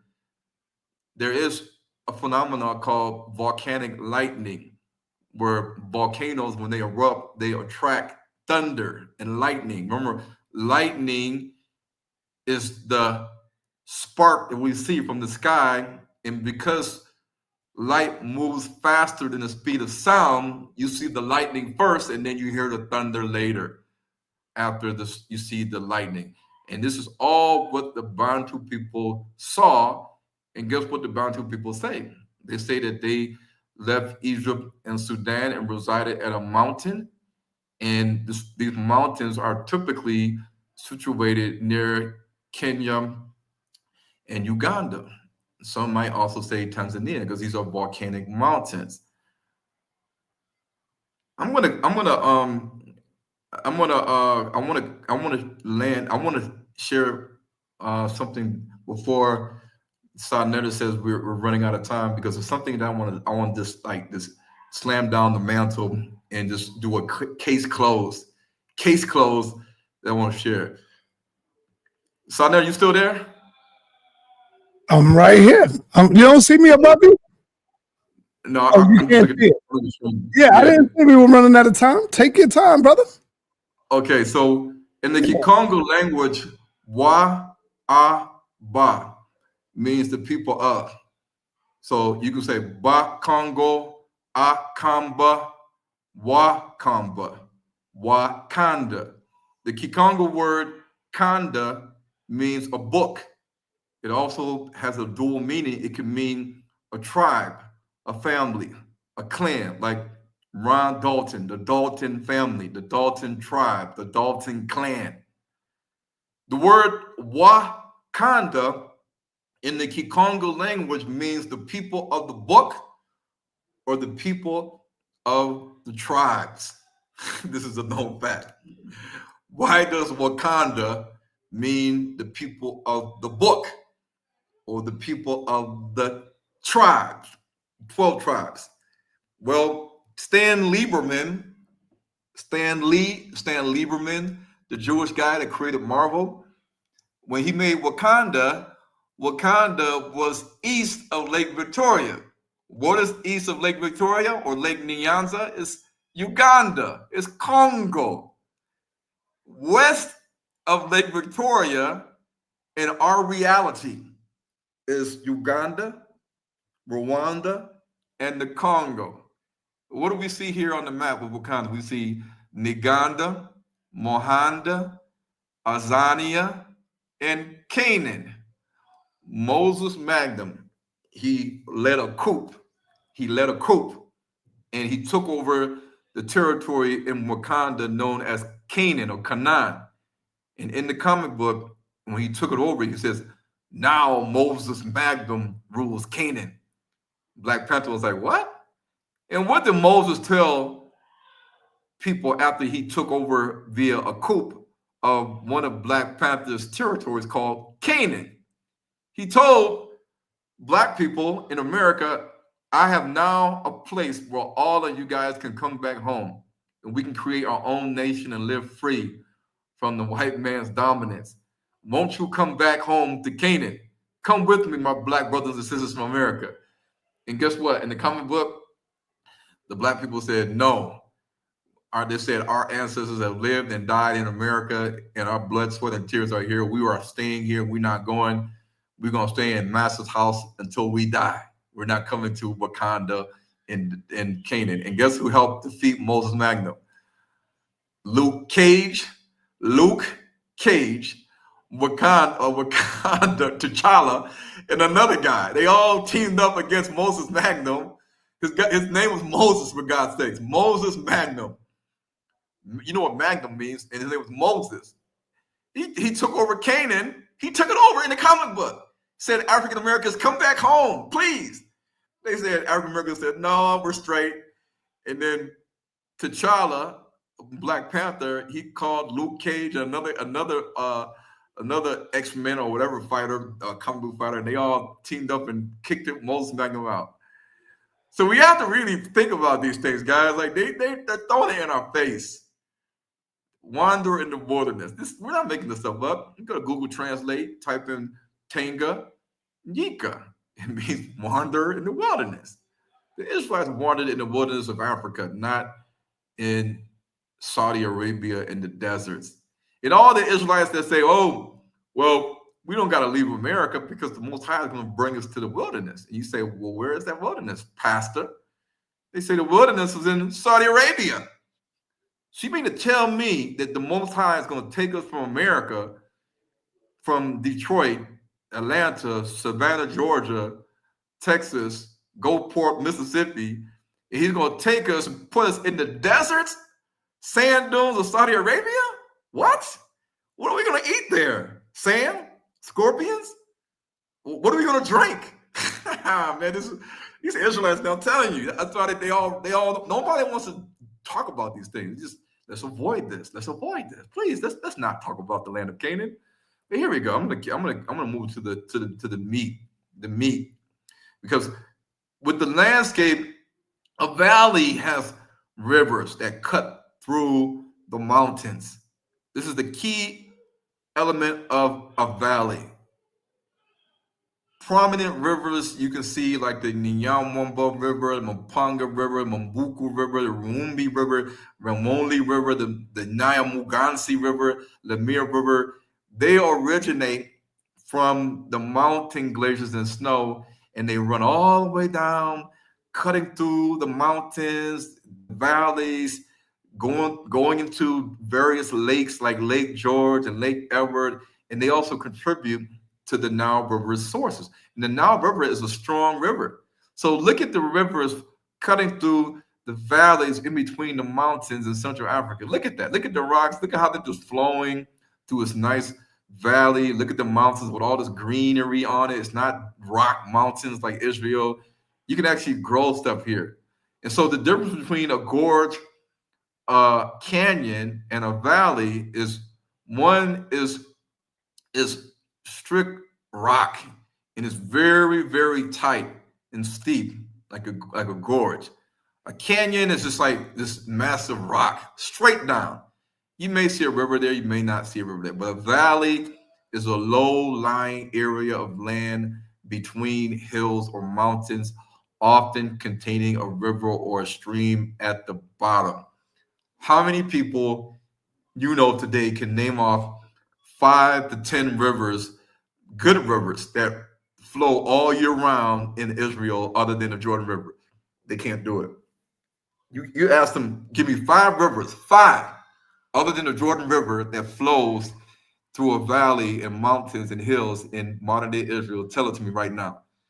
Give me 5, give me 10 if you can. They can't do it because it's not a land of mountains, rivers, and valleys. We have been utterly deceived. And the people living on the mountains, the DNA evidence they found on the mountains, ancient DNA, Whose DNA they found on the mountains, in the caves? The Bantu Bakonjo people, the Khoisan people, the African Pygmies, the Hataba people. How do we know this? DNA proves this. The Gentiles lied about the Bible history, the Exodus route, and more. The Kerinjet cave, the Navashu burial site cave, the Deloraine farm, the Ilkek mounds, the Kisima farms, the Turkana Basin cemeteries, the Ringo cave, the Gishi Mengenda cave, the Imarula cave, the Casiola cave, the Panga Yasaidi rock shelter cave sites in ancient Kenya. DNA skeletal studies show evidence of the Bantu people, Israelites, and Canaanite tribes by way of the Y-DNA E1B1A seen in African Americans, West Africans, Central Africans, South Africans, East Africans, also the Y-DNA A1B1B found in Kenya, seen in the Khoisan people in Namibia, Botswana, and South Africa. E2B, seen in West Africa, Central Africa, East Africa, and South Africa.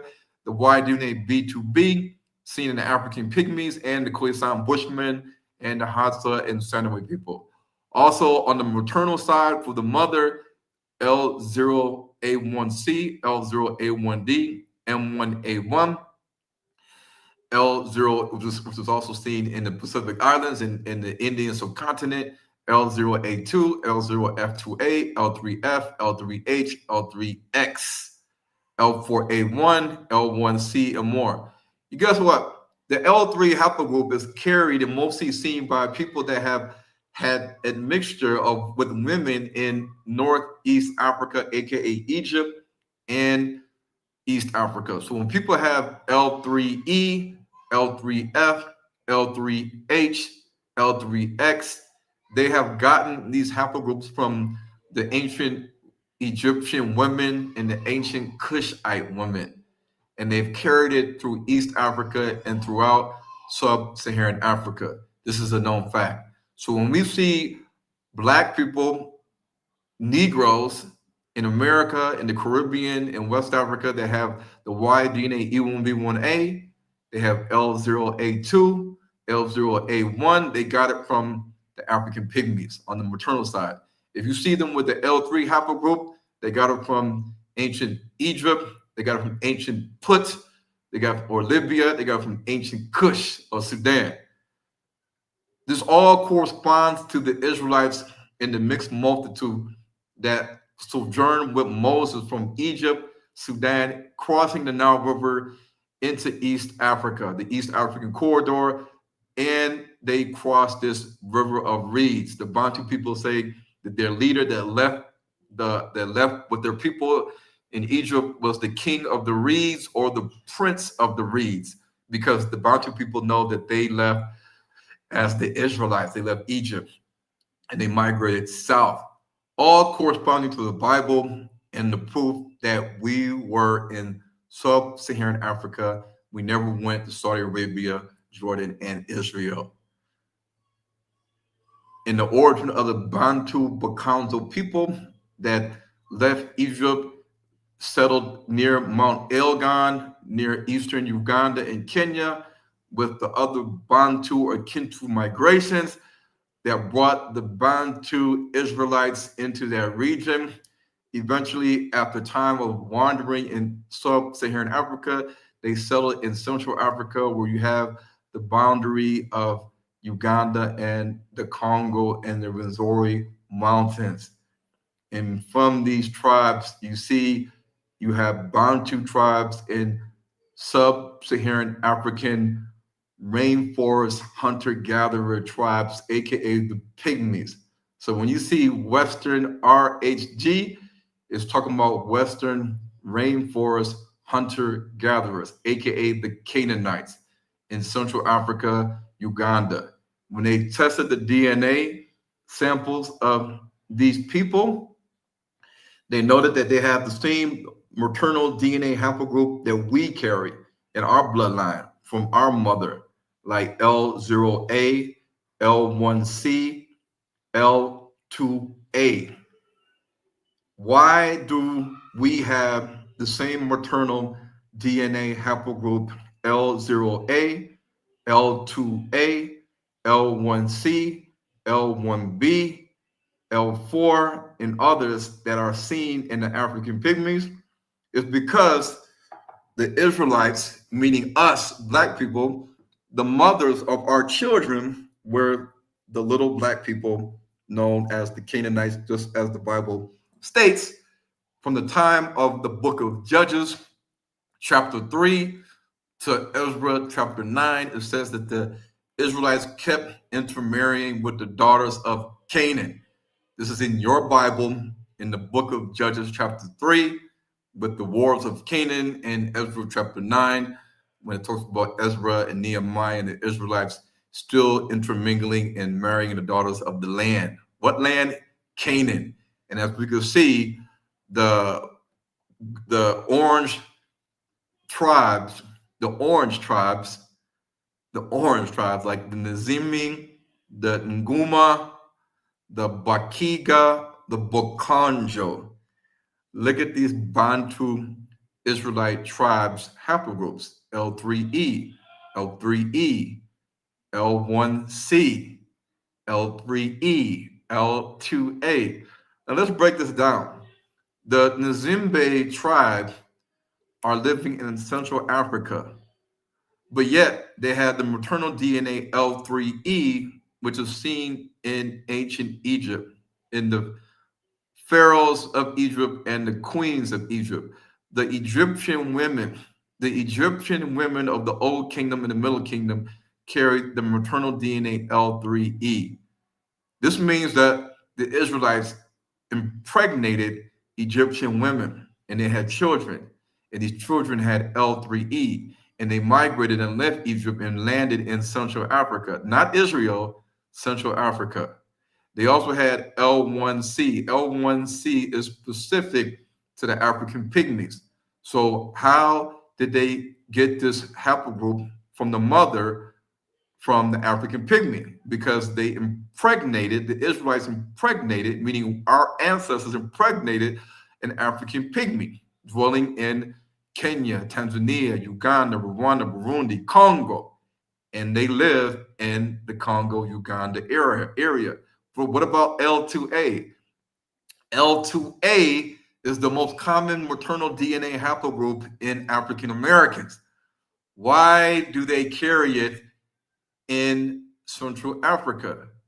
Because it's also seen carried by the African pygmies. L2A1, L2AB. Look at the Batwa, L2A4, L2A2. So you see the L2A diversity. The L2A diversity is how it's all connected. It's all connected.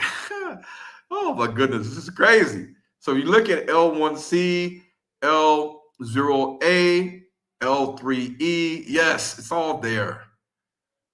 And they date back, and these DNA studies also can be compared to ancient DNA studies that go back to biblical times where the Israelites were in sub-Saharan Africa after they left Egypt, not in Israel.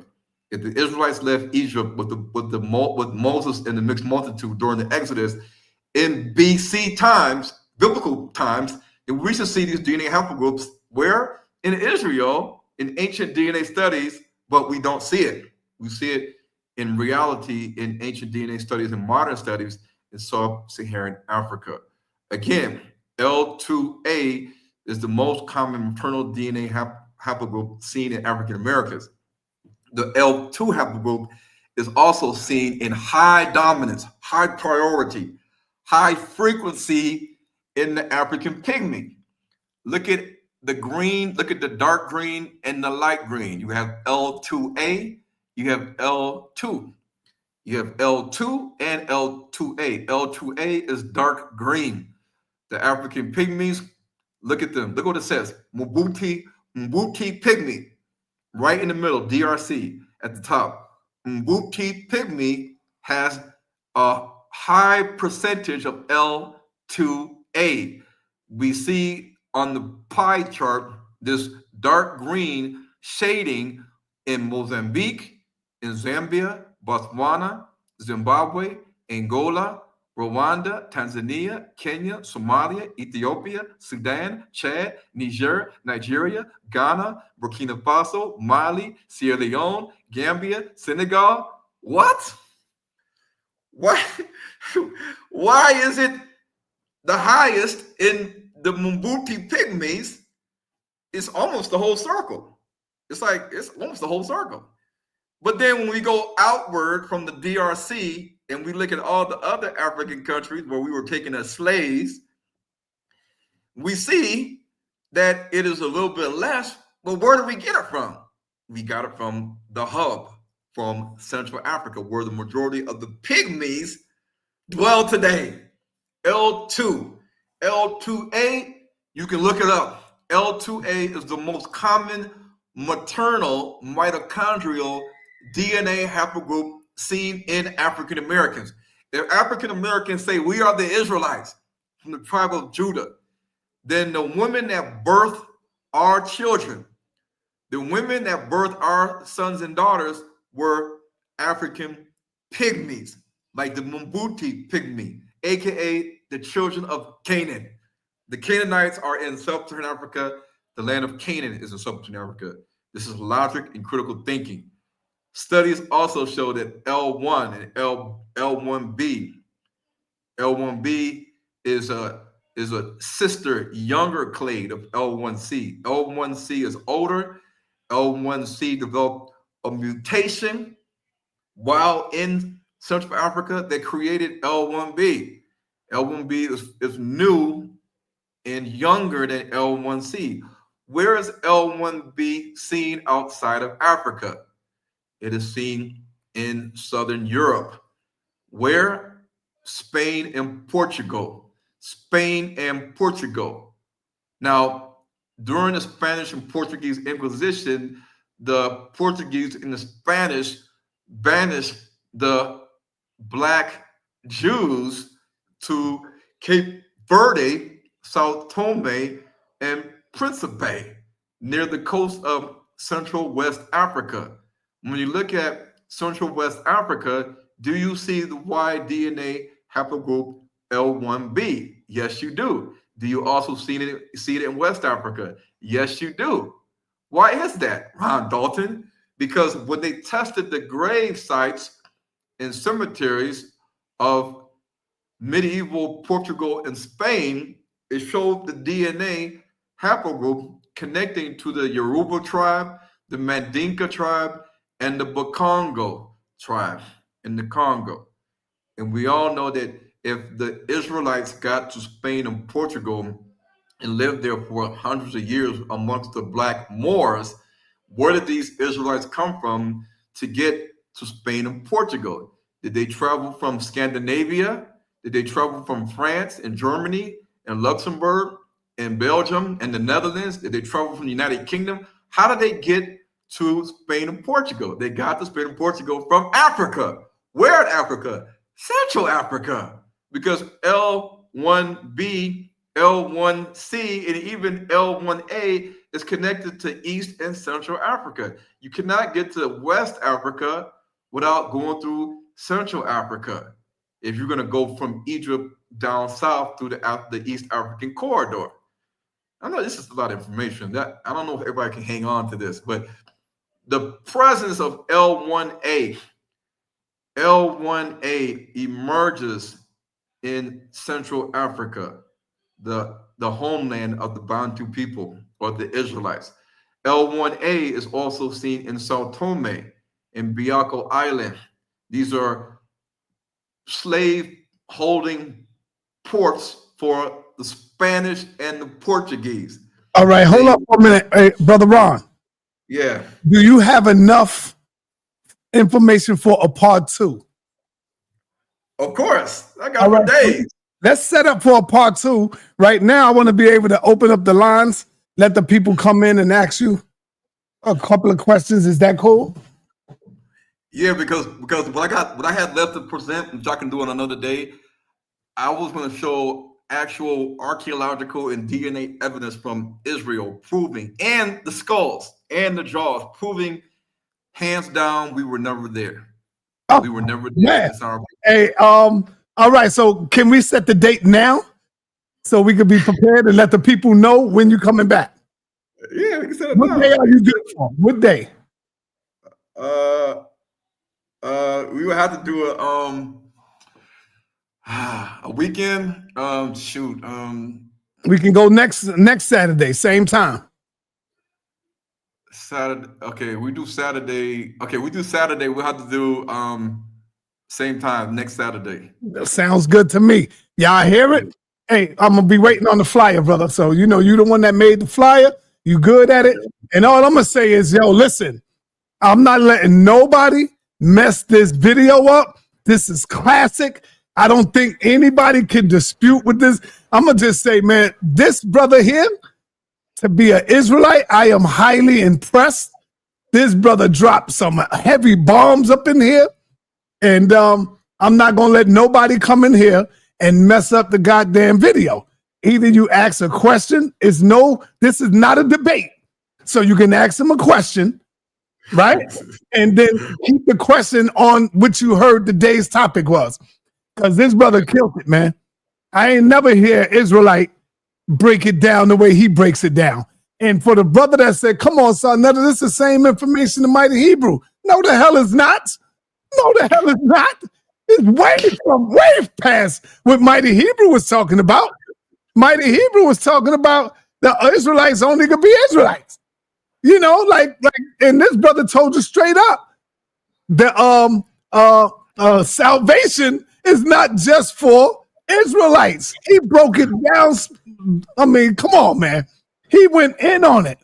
And all the other Israelites that I know, a lot of them just lies. And I'll take Captain out of that. Captain don't lie. My captain don't be lying. But a lot of other Israelites be lying, man. You know? So we're going to open up the floor. And the first one that was in here was Dr. David Roots. Doctor, you got to turn on your camera. Cameras must be on. All right, brother. You got the first question. So let me just get to my quiet space and then I'll come in. Sorry. Okay. Okay, brother. You want me to come back to you? Yeah, let me just get to my car. I'm in a quiet space. All right, brother. All right. Suntan, let's get it, my brother. Suntan, doctor, my brother, Elder Suntan. What's up, brother?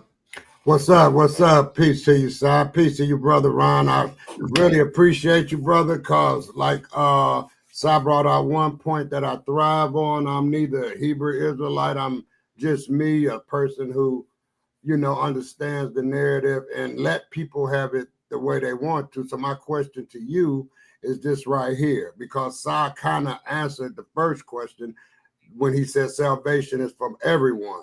You know, we got our brothers, the Hebrew Israelites, say it's only for them, right? And here's my question to you. As, you know, a Hebrew, I just want to know this right here. Do you, your personal feelings, is Christ New Testament, is that what the biblical narrative should be going by now, the New Testament, or should I understand we don't leave the Old Testament out, but isn't the New Testament the new guidelines for the narrative of the Father, Son, and Holy Spirit in that sort of sense, in your opinion? Okay, so I follow the Old Testament and the New Testament. I believe that Christ and the Father are one. Right. I know people don't like to hear that. They don't like to associate Christ with the Father or the Creator, but that's all for one's interpretation. I believe also in the Holy Spirit and speaking in tongues. I grew up in the Pentecostal church in Detroit, and I can tell you from personal experience that this is not some demonic possession of young teens and adults that's happening in certain churches, and it is real. And I have been a witness to people that have been of other nations sitting in the church, Chinese, Indian, Jewish, Christians, Arabs, and when black people are in these Pentecostal churches speaking in tongues, they're like, we can hear them speaking in our language. And we're literally sit in the church, Chinese people, Jewish people, Arabs, Indians that are Christian, they can hear these high school or GED blacks in Detroit speaking in their language. At the end of service during altar call, people are speaking in tongues. They're like, what is this? I can hear them speaking in my language. And they tell the pastor, what's going on here, pastor? What is going on here with these guys? These guys learn Mandarin and Cantonese and Malayalam and Tamil Nadu and Sinhalese and all these different dialects. And the pastor's like, no, these people ain't drunk. These people ain't crazy. These people ain't studied these Eastern languages or whatever language you hear them speaking. So my stance is that I believe a lot of the core fundamentals of what we were taught, salvation is for the Israelite and Gentile who believes in Christ. And in baptism, I believe in that too. And a lot of Israelites shy away from baptism of fire and water. John's baptism and the baptism of the Holy Spirit, they shy away from this. They say it's demonic, it's evil, they're possessed. They're speaking in the demonic tongue. If that's the case, then I'm possessed with a demon doing the work of the Most High Yah. And when Kyrie Irving looked up what his name means, and he was looking at what does Yahweh mean, and he just Hebrew to Negroes, and then he posted it. Bam! The whole world's like, what's going on here? And the Jews are going crazy over it. All that stuff was not a coincidence. It's not a coincidence. So if I'm deceiving the world, if I'm operating under the guise of Satan and deception and lies, then you would think that those that are against the truth coming out, that they will be go right ahead. You're for the lies and the truth and deceiving people, Ron Dalton. You're possessed with a demon. So go ahead and keep pushing this demonic education and narrative to the people because we like that. But no, when you are preaching the truth, you will have everybody against you. You will have no supporters, even in your own hometown. And as you can see, the gross Israelite community or vast Israelite leaders in camp organizations, they don't really support what I teach. I'm like a lone wolf doing the work of the Most High. One man, one book, well, not one book, but movies and books, and that's it. So yeah, so that's what I believe in. Okay, one more question, and I'm gonna let you go. I hear my brother Israelites. We had a back and forth with a Israelite brother, a captain. He's high up and whatever. And I want to ask you this question now. When I make a statement, a blanket statement, and it's pertaining to the narrative of the Father, Son, and Holy Spirit, it's pertaining to the biblical narrative, right? If I made that sort of statement and I'm making a stand on that I care about and that I'm one of them people, it wouldn't be right for me to say that only Israelites are my brother. I F anybody else. I hate when they do that, that draws me away from them. How do you feel about them saying that only Israelites are their brother and they hate the other people, Gentiles or whoever? If you're supposed to be a child of God, you don't have that sort of hate in you that you would pronounce out in public like that. So I look at things like that. What you think about that, Brother Ron? And one more thing, I'm from Detroit, man. I've been here 65 years. Okay, yeah, my wife, she went to Cooley High. And I went to Cooley too. I went to Cooley. So, then they transferred me to Redford. But I went to Cooley in 1976. Right. Well, I think in the Bible, the strangers lived amongst us. And they had to follow the rules. They knew that our culture, our traditions, our feast days, our ordinances, that we believed in one God. And if the Israelite prophet or leader at that time, spoke against worshiping idols, then that was something that was frowned upon. So the strangers, whether they were Egyptians and Canaanites and Cushites that lived amongst us, they weren't thrown into prisons and beaten and hung and ostracized. No, the Israelites didn't do that. When you look at, even to this day in Africa, the Bantu people live amongst other tribes that have different forefather lineages, like ancestors with Canaan and Cush and Mitzrayim or Egypt or Kemet, and they treat people with love and respect, as long as people, reciprocate the same respect and love back. It's a love thing. So, even in reality, we see that the Israelites back then, even today, they don't have hatred towards other nationalities, and it's just crazy to be God's chosen people and tell other people that are trying to learn, or maybe they just don't know that, I hate you. Like, you're going to go straight to hell. You're not going to be saved. There's no salvation for you. You're like, basically you're a seed of Satan. You're an Edomite, or you this. And so this really, to me, this is all uncalled for. It's not necessary. I think we need to start at this time and day. We need to focus on more of who we are, where our homeland is, the land of Canaan, or the promised land, the Holy Land. And what does the Bible say in regards to us fulfilling the prophecies that only we can fulfill? What does it say in regards to that? Are we supposed to build up the communities and start unifying and start, coming out of these systems that are only meant to control us and steer us into the mark of the beast system that they have going on with AI and digital currencies and things coming out of that nature? Are we supposed to start doing that in our homeland? Because ultimately, I feel that even in Africa, if we don't change the pathway, we just like in America, people are going to the grocery store. They're paying bills, they're paying utilities, they're paying rent, they're paying mortgages or bonds, they're paying for gasoline and petrol to get to these businesses to buy the goods and the services. And this is all a form of control. And if we can get back to living off the land that was given to us, the land that had everything we needed to survive, then we start to separate ourselves from their systems. And when we're not a part of their systems, then they can no longer control us. And that's when you get outside of the mark of the beast control system that they're going to place on all humanity. All right, Mandinka, let's go.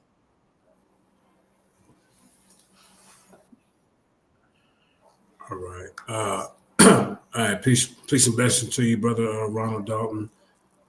Let me ask you this. I listened to a lot of your stuff, and I might get you confused with somebody else. So I want to get it confirmed from you. Is there any part of your presentation, maybe that do you support that the 12 tribes chart and Indians, Native Americans, Hispanics, Guatemalans are part of the 12 tribes? If that's the question I got, it may not have been you. If it's not you, I'll move on. But if it is you, will you defend that 12 tribes chart? Because I tried to get this debate for the last 5 years.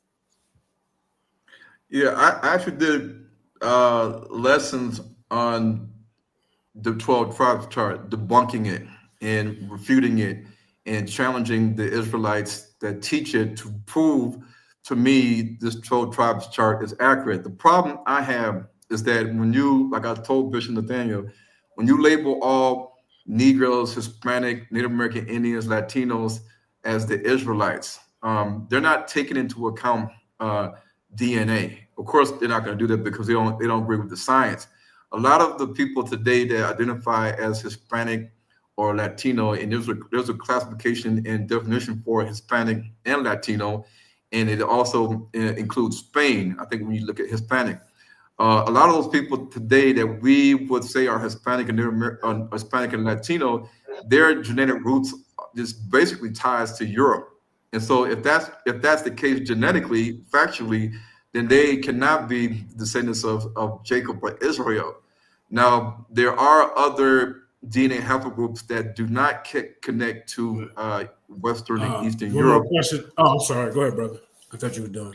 Yeah, that come from other directions on how they got to the Americas in waves. And you have to be very careful because just like you have V1, V1A, you have Q1, you have Q2, you have Q3. These Q3 haplogroups or Q haplogroups that are seen in the old Native American Indians, the ones that were melanated, and I actually know some people that are Mexican that showed me some pictures of some older Taino Indians, what they call Taino Indians, and older Native American Indians on reservations, and they were a lot darker than me. And in the books and the movies that I put out years ago, I break down how they retain that melanin and how they and where they got the melanin and how did the phenotype change over hundreds of thousands of years to where it is today, where you would look at them and maybe say they're mongoloid and their hair texture is different. But there is some evidence that ties Hebraic or Israelite ancestry to not only the Pacific Islanders, but also some of the North American Indian tribes that back in the old times were melanated, or they might call it copper tone, but they were not Negroes. They were people that had a different haplogroup and mutation and migration route.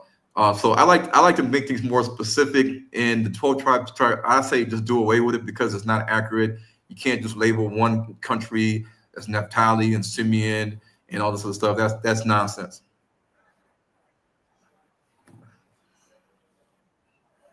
Mandinka, come on, last question. All right, Mandinka. One more question. Okay. So you don't support. I got one more. You let the other brother ask 3 or 4 questions. Let me get one more. I'm out. But do you? So you don't support the 12 tribes, chart? Okay. No. You did say that, but you kind of said it was some other, maybe a little bit. So I leave that alone. It sound like you 98% don't support it, but there's some 2% in there that you kind of support. Now, there's a teaching out there that I heard you say Esau. There's a teaching out there that says Esau is the first Caucasian on the planet. That is taught by one of the leading Hebrew Israelites in our community, Captain Tazaria. This is a One West type of teaching. So I want to ask you, Brother Ron, do you agree or disagree with that theory? And if you do agree, can you give me some kind of scientific proof that a black man can have 2 children as twins? Then his first son come out white, Esau, first white man on the planet. And then the second one is black, named Jacob. Now, Esau went and left out and slept with some other people.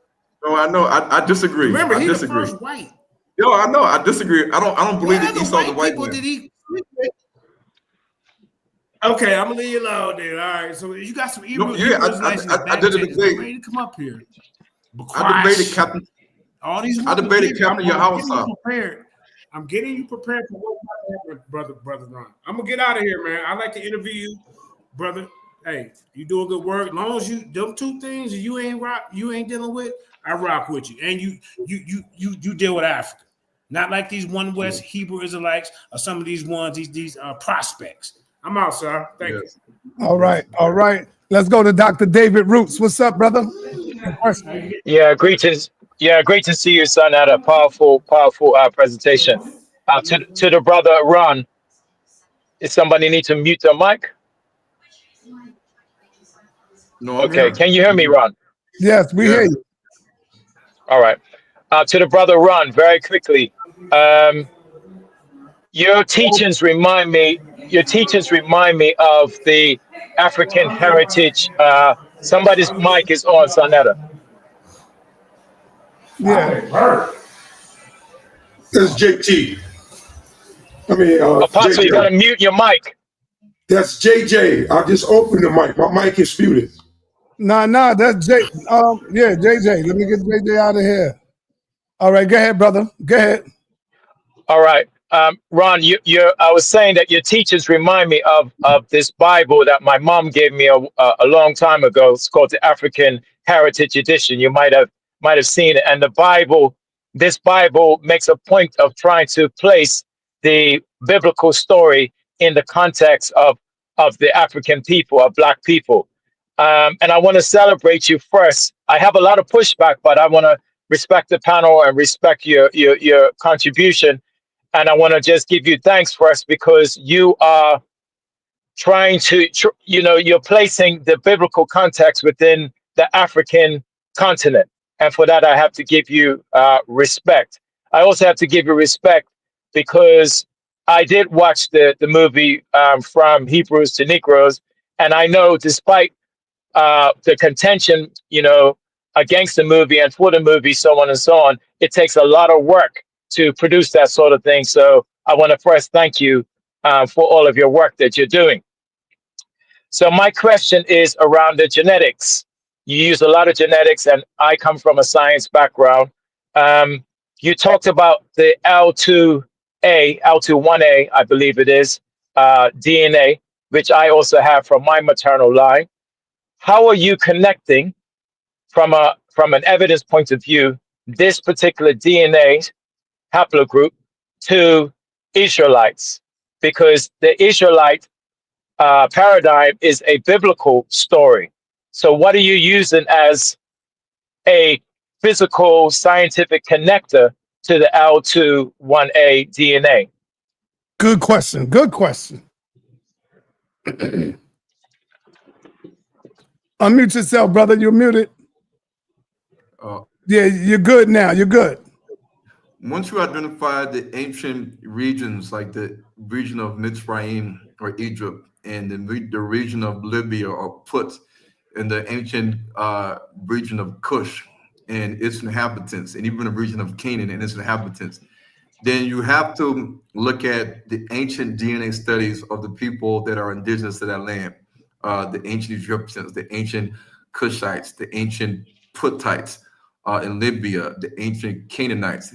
What you'll find is that particular DNA haplogroups on the maternal side are older than others. You have like L0, L1C, L1B, you got L2 before you even get L2A and L2A1, even L3. These haplogroups all correspond in genetic studies to a particular region dating back thousands and thousands of years. And they go back to a particular people, meaning that like the ancient pharaohs of ancient Egypt, the ancient Cushites in Sudan, the ancient Putites in Libya. But in the case of sub-Saharan Africa, in these little small hunter-gatherer tribes that we see, and they have various names. The most classic names you'll see is the Pygmies and their different tribes in the Khoisan. But there are other ones that exist in Ethiopia, Kenya, and Tanzania that go by lesser known names. These guys, they have noticed that in ancient DNA studies of skeletons found in these caves, what they call rock shelters in sub-Saharan Africa, in Ethiopia, Kenya, Tanzania, Uganda, Congo, Zambia, Cameroon, they discovered these ancient maternal DNA haplogroups like L0, L1, L2. And these haplogroups are one of the top three, in addition to L3, haplogroups that Bantu people or African Americans carry. And the Bible tells us that the Israelites were in the land of Canaan with Abraham. Abraham was there first, and then of course he had Isaac, and then Isaac had Jacob, and then Jacob, had his children, and they resided in the land of Canaan. Then there was a famine in the land, and then he sent them over to get corn, and Joseph was there. And then we hear about the story of them going into Egypt, staying in Egypt for a couple hundred years, and then leaving. But after they left Canaan, went to Egypt, and left Egypt again to go back to the land of Canaan, the Bible tells us they stayed in the land of Canaan for almost 1,000 years. So looking at that, and looking at how fast, well, not how fast, but how long it takes for Y DNA haplogroups and maternal DNA haplogroups to have mutations, you can identify how long the Bantu people have been mixing with these other Africans in sub-Saharan Africa while they were in sub-Saharan Africa. They were mixing with them for over 1,000 years. And this is the reason why these haplogroups that we see, like L0A, L0D, L0K, which is seen in Southern Africa, L1C, L1B, even L2 and L2B are seen throughout all of sub-Saharan Africa, but the hub, the central frequency and location of L2 and L2A. No, don't do that, Jay. before we even migrate to other areas of Africa, is seen in the African pygmy tribes who are the Canaanites. They are not the Egyptians. The African pygmies are not the Cushites. The African pygmies are not the Puthites. Because even with that, listen to this. If Ezekiel 38 says that Magog, Meshach, Tubal, Gomer, and Togarmah are going to be in alliance with also the nations of Cush and Put, the two other sons of Ham.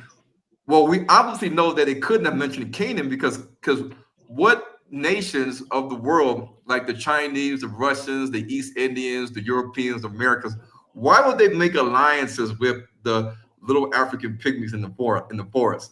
Why would they think about coming to the land of Canaan, Jerusalem, to wage war and to plunder and steal livestock, silver and gold and all sorts of stuff? Why would it say that these nations are going to prey upon the people and the land? Remember, it didn't say Canaan; it said Cush and Put. So if the Africans that are indigenous in Southern Africa are still there, present in the land of Canaan and Jerusalem, then that's the reason why it does not mention that Canaan is going to be with these other nations. It mentions Cush and Put. And in the movie that I just did recently, beginning of the year, I proved that the Puthites and the Cushites, who are the remnant of the ancient Egyptians, leaving us with the only conclusion and the research that I put together that the Canaanites are the African pygmies and hunter-gatherer tribes who, when you look at the DNA studies, modern and ancient, it lines up with them, the people that were dwelling in the equatorial region of Africa. All right. Hey, Brother Ron, I'm going to ask you to try to keep your answers a little shorter so we can get through these questions. Before we go on to the next one, you got another question, David, and then we moving on? Very quickly, because I know you have a lot of people. Right, hold on. I need everybody to understand we got Brother Jabari putting up his title against Dr. Inky. That's only a week and a half from here. Dr. Inky going up against Brother Jabari. Is Christ a literal and historical character? And is Christ the Word? So that's the title. The link is in the chat if y'all want to purchase your ticket right now. The link is in the chat. Don't wait till the last minute. Get your tickets now. All right, go ahead, Brother David. Dr. David. All right. So, yeah, thank you. So I'm starting to understand. I did during your presentation that the basic or the central theme of your approach to the biblical narrative is that the Twa people, the people of Central Africa, are the Canaanites, and from there is where you kind of extend out. I have a little pushback from that because most of the genetic information and archaeological and so on other information says that we came out of Central Africa, out towards Ethiopia, out towards the Levant, not the reverse. And so I'm not sure how you are equating Abraham, Canaan, and the Twa people all in one go. But I will say this. You said early in your presentation, because I made lots of notes, you said that the Canaanites mixed with the Israelites. Do you remember saying something like that? Yeah, they did. In the Bible, the Canaanites mixed with the Israelites. Yes. And it's your assertion that the Canaanites, are actually African. In your case, you're specific that they're Central African. The African pygmies were seen and encountered in West Africa, Central Africa, East Africa, and South Africa when the Bantu people arrived into these areas. This is a known fact. So you have people that describe them in Liberia, Sierra Leone, Ghana, Nigeria, Cameroon, Ethiopia, Uganda, Tanzania, Kenya, Malawi, Zimbabwe, Angola, even down in South Africa. So they were not just in one particular area, but the central location today where we see a lot of the little black people or the pygmies are in the African Great Lakes region. And of course, you also see the Khoisan Bushmen in the southern region of Africa.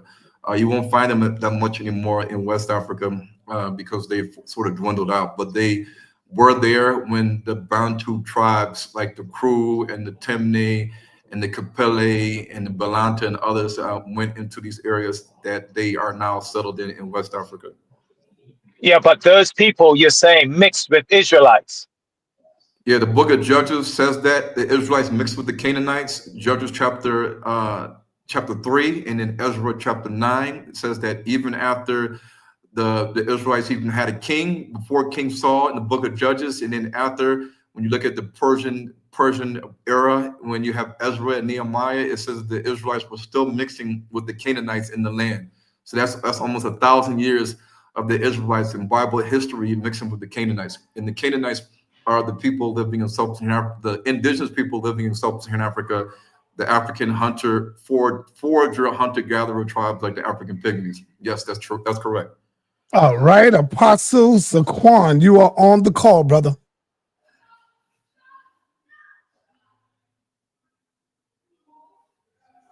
Thanks for having me, Si. Shalom to Ron Dalton. Si, I was showing you my balance on Cash App, and they will still not accept my card. I just tried to pay it. They told me it didn't have enough balance. Okay. Is he trying to send me a Cash App or send you a Cash App, sa.neter? No, I think he's talking about getting his ticket. Get my ticket, yeah. Oh, ticket, okay. Yeah, it won't accept Okay, I'll see you on I Cash App. Send it to Cash App, Apostle. Send it to you in the Cash App? Yeah, with your email. Okay. All right, but hey, you up to ask your question? All right. Ron, I want to say first of all, I attended the Detroit Hebrew School, your institution, about 5-6 years ago. I took 2 classes. I took the feast class from Brother Law, and I took the Paleo Hebrew class from Sister Agnes. During that class, we had a lot of back and forth because actually she was using the Paleo chart, but she was still speaking from a Masoretic text. She was still talking about the Vav, where in Paleo, there's no Vav, there's only a Y. There's no V letter, there's no F letter, there's no E letter. And that's one of my questions leading up to the Masoretic text was created between the 6th century and the year 1000. And in Israel, and at that time, we were not there. So that language was not created by us, but it was created by the Ashkenazi. So why do we use it when we know, like, instead of saying Ben, I would say Bon?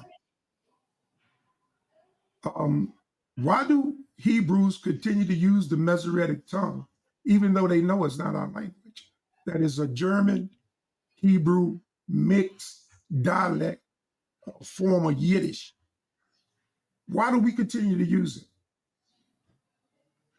Well, when we were taken from Africa to America, we lost the biggest piece of our heritage, which is language. And when the Israelites left Egypt, remember, they already had a language that were speaking Hebrew before they went into Egypt. When they stayed in Egypt for hundreds of years, they had to have picked up and learned the Egyptian language as well, possibly creating a Creole or adopting loan words from the Egyptian language merged into their language. So when the Hebrew Israelites left Egypt and left with Moses and the mixed multitude, which were other, non-Israelites that had intermarried with Israelite men and women, and you just had a mixed multitude, they would have had to have had in that ancient language tongue that they spoke thousands of years ago, evidence of ancient Egyptian and Hebrew in their normal mother tongue. And we only see that in sub-Saharan Africa amongst the Bantu tribes that are in West Africa or East Africa, Central Africa, South Africa, and also the West African tribes that connect to E1B1A and the other tribes. So in essence, the true most purest form of the ancient Hebrew that Moses and the Israelites were speaking back in those days. You're not going to find it in any Masoretic Hebrew or Babylonian Hebrew or Yiddish or modern Hebrew lexicon. You're going to find it in sub-Saharan Africa. Yeah, I know. Yeah, I know about all of that. But you see, these are things that these men that are of this age have put together based on their understanding of what they believe the ancient consonants and vowels, how they were pronounced and what they mean. But to exactly. But to go back to the root, like the Egyptian hieroglyphics, the Hebrew pictograph, the Proto-Sinaitic Hebrew pictographs, and even the Congo hieroglyphics or the Congo pictographs. That is the root of the original tongue that we spoke when we left Egypt with Moses. You got to go back to the Congo, Uganda, the Bantu tribes, and West African tribes, because they can actually break down in their language everything, how it connects to ancient Hebrew, modern Hebrew, and the Bible. Okay.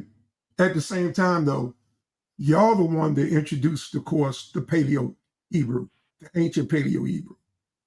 But I didn't teach that course. That was Pastor Laws and sister. I didn't teach that course. Yeah. Okay, my last question, I'm gonna frame it around this. My mother is L3E5. Right. And years ago, before I found out that I was an Israelite, I researched my family history and I traced that mother's father's side all the way back to Sierra Leone of the Timni people. And formally invited a group of Timnis to come to my family reunion that next year, and they came. I don't know, about 10 or 12 of them came and formally accepted us into the Timni family. But that's just on my mother's father's side. On my mother's side, she's a Cherokee. But my point is,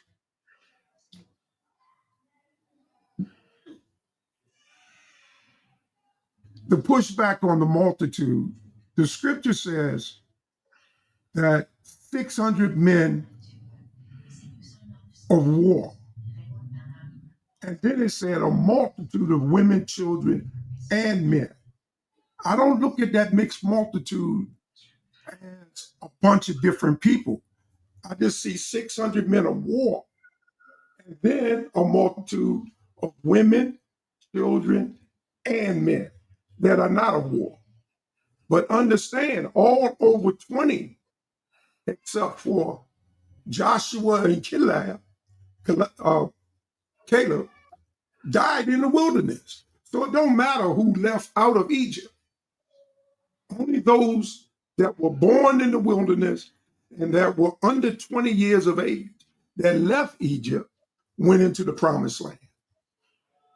So that would basically say that Joshua, he had to circumcise, not again, but those that never been circumcised. Question. My questions come. Everybody had a chance to talk to form their questions. Just to say, I'm that Hebrew that he says that lie. And I don't lie at all. Believe that. Take that. My God won't allow me to lie. Even though my God won't allow me to have sex with a foreigner that he already told us. I wasn't talking about you, Apostle. Well, you didn't. I was talking about Israelites. You only excluded Cesaria. You didn't say right. I was talking about Israelites in general, brother. Ask your question. Okay. Yeah.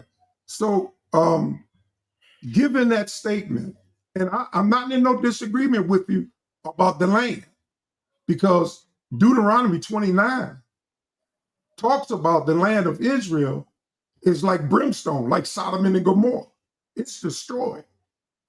So if the land is destroyed, like in Deuteronomy 29, how are they over there living in a flourishing land of fruits and all of this kind of stuff? So I would agree with you that evidently what is called Israel is not. Ask your question, brother. Ask That your is my question. question. Okay.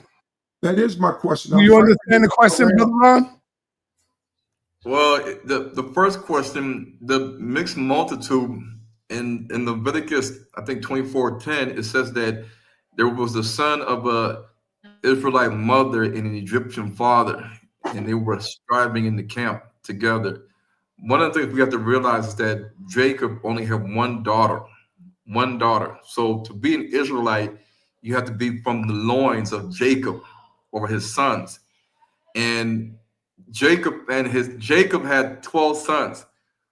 Jacob's 12 sons didn't have sex with their daughter to create Israelite boys and girls. They had to have sex and impregnate other women, not their sister, not their aunties, not their mothers, to have Israelite boys and girls.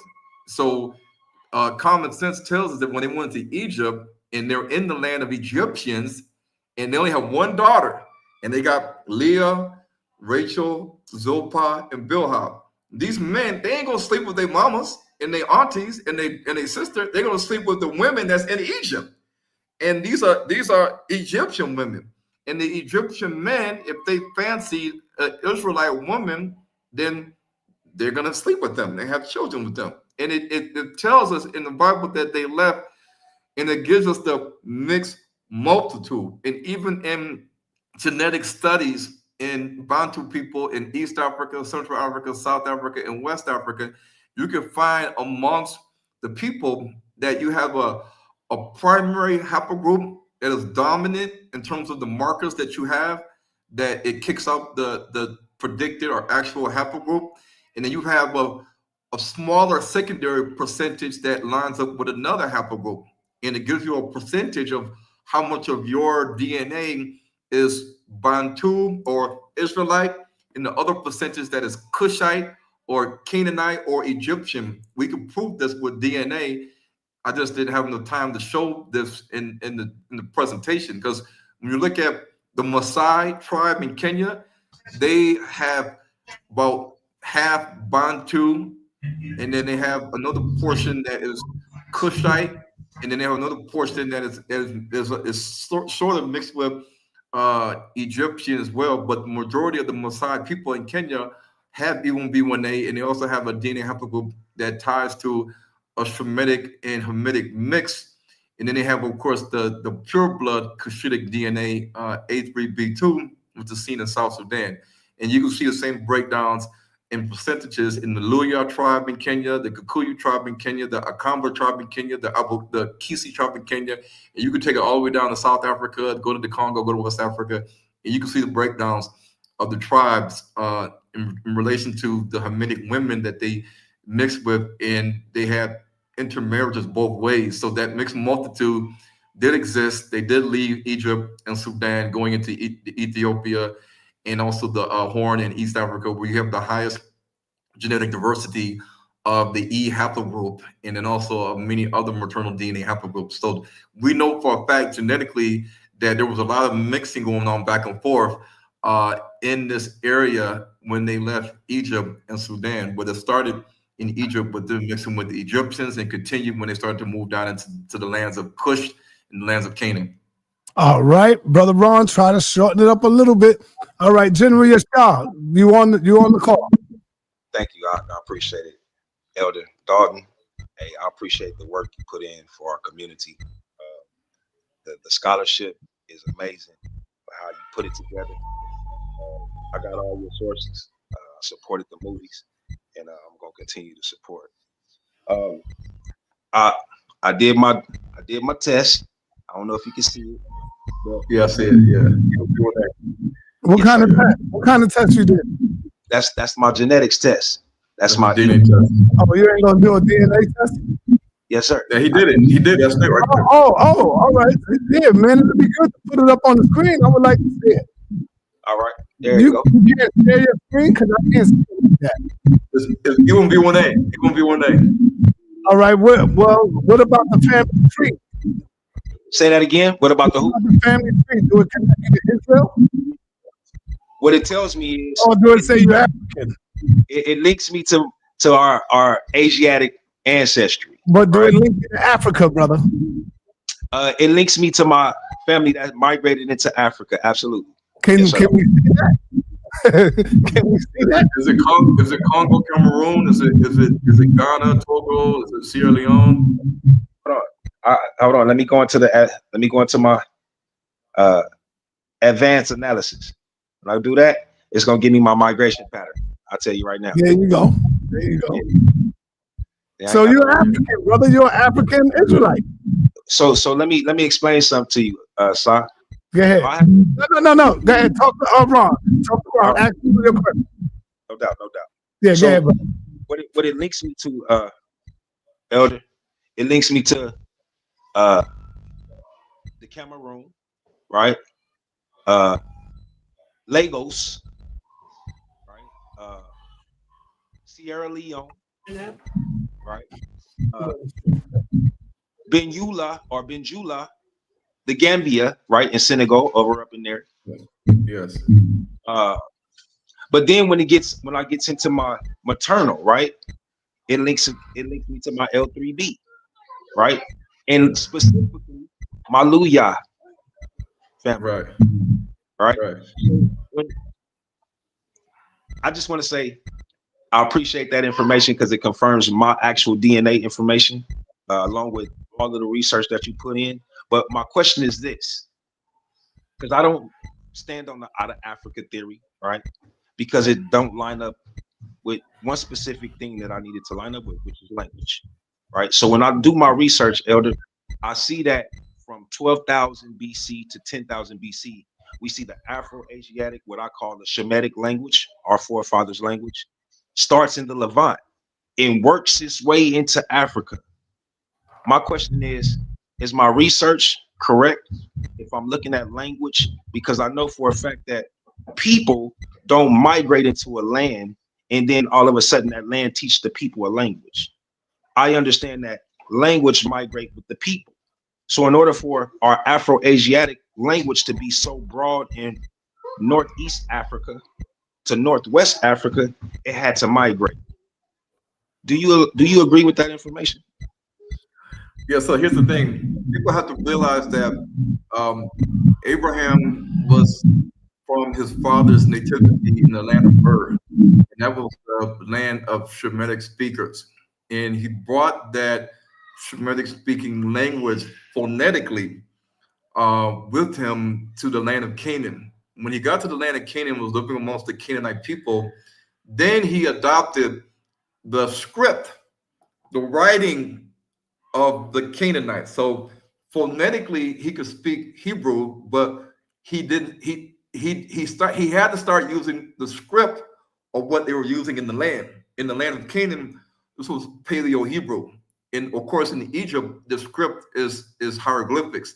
So this is why the Phoenician script and the Paleo Hebrew script looks the same, and the phonetics of the Canaanite script and the Hebrew, well, the phonetics of what they call Phoenician or Canaanite in Hebrew is the same, but it is Shemitic. But in reality, all Abraham did was bring his language into the land of Canaan, and he started using the script of that land.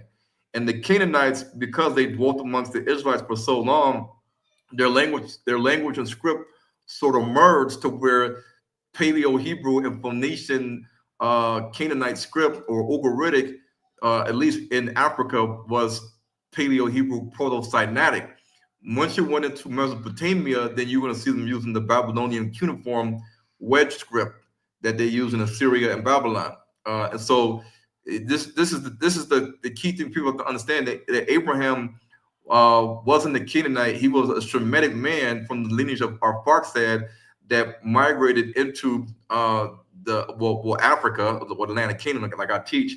And then from there, this language kind of metamorphosized when it started to get more involvement in socialization with the people living there, like the Canaanites and the Egyptians and other Hamitic tribes. And that's where you see today in the Bantu tribes in Cameroon, Congo, Sierra Leone, Kenya, you're going to see that in their language, you're going to see elements of Egyptian and Hebrew and maybe other Hamitic dialects in their language. But the basis of their language ties back to ancient Hebrew. And then the secondary is ancient Egyptian. And the Canaanite is just simply the same now because of the thousands of years the Israelites have been with the Canaanites using the same language and the same script. And remember, most of the pygmies today in Africa, they don't speak their own language. They speak the same language of the Bantu people that they live amongst. So that's another classic sign that the majority of the hunter-gatherer tribes in Africa that are Canaanites, their dialect and language is the same as the Bantu people amongst them. Exactly how Phoenician and Paleo-Hebrew are exactly the same when you look at the script and the language. Last question. Okay, so is it safe for me to say that my research is correct when I say that the Niger-Congo language, right, that the indigenous Kamites, aka Hamites, actually speak, right? That's not the same as our Shemitic or Afro-Asiatic language and script that's dominant in Northeast to Northwest Africa. Is my research and my understanding correct in that sense? That two different languages and two different scripts because of two different nations of people? Yeah, but you have to remember back before the Israelites, before Abraham entered the land of Canaan, the Canaanites had their script, they had their language, Jews had their script, they had their language, same thing. When the Israelites and Shemitic people came into that land, Jacob and Esau and Abraham, and they're speaking a Shemitic language. Now, a merging of languages and scripts. At least one script has to be the dominant script, has to emerge.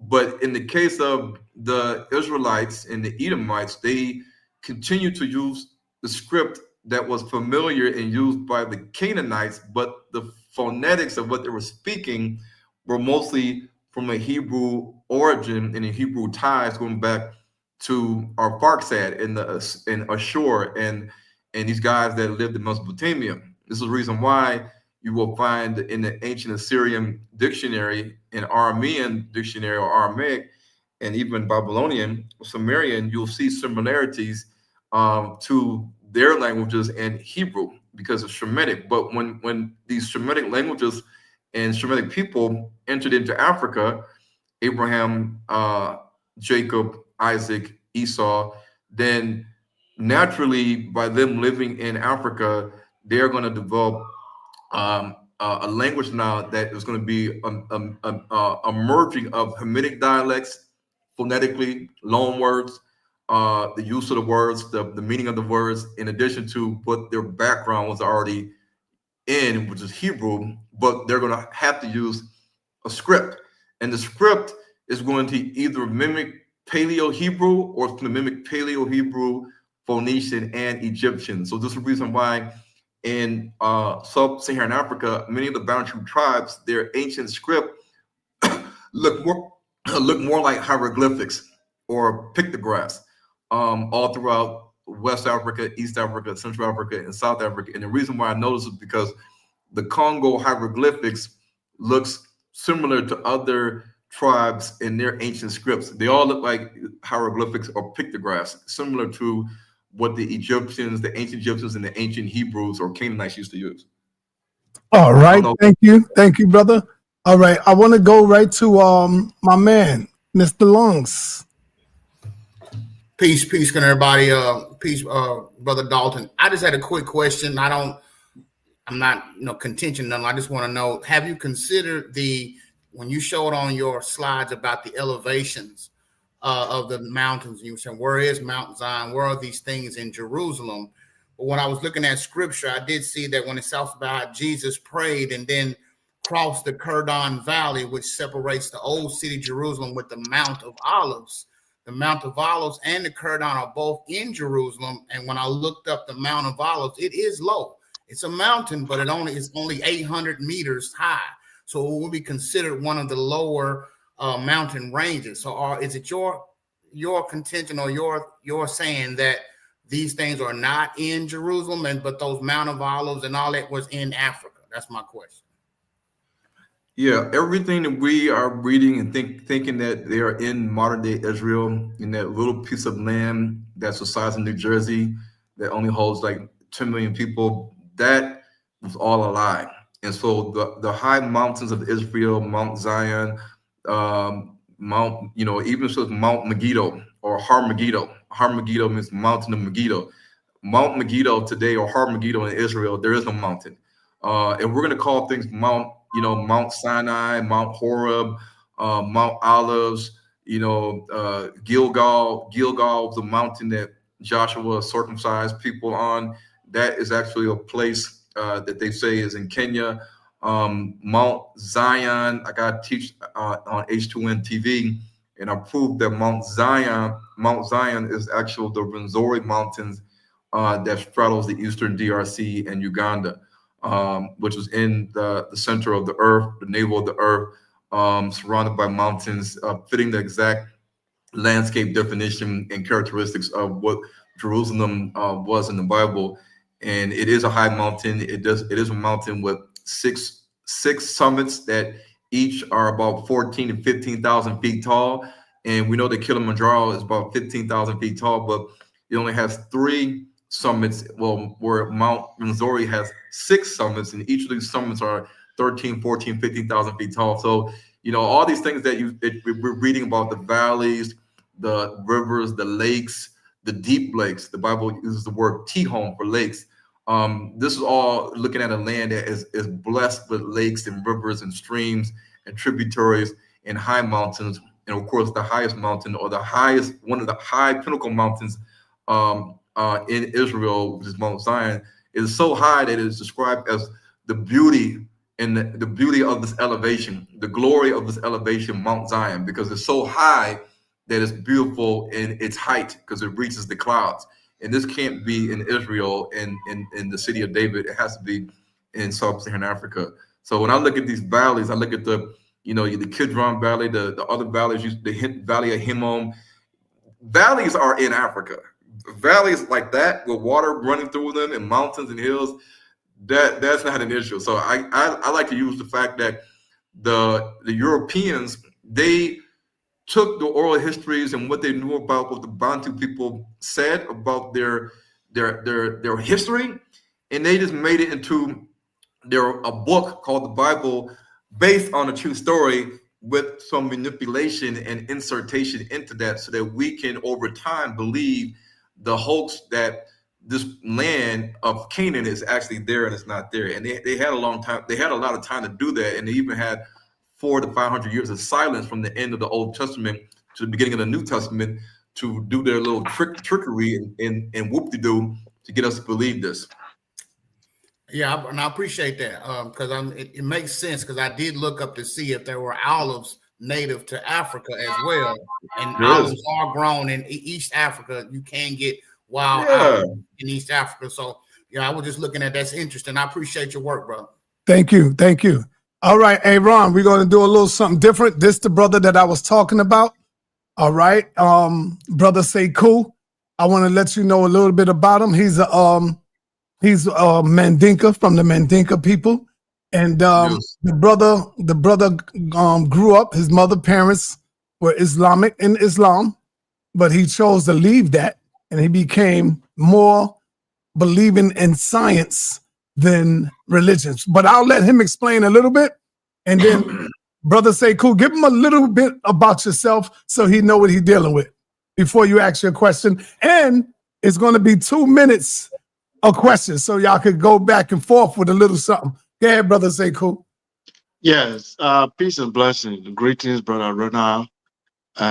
Greetings, sa.neter. I don't like to talk much about myself, but if I'm forced to do so, I'm just Sekou. That's my name. And I'm an African, of course. And I call myself history enthusiast. I love history, but my background is social work and psychology. but I am an history enthusiast. I love reading history.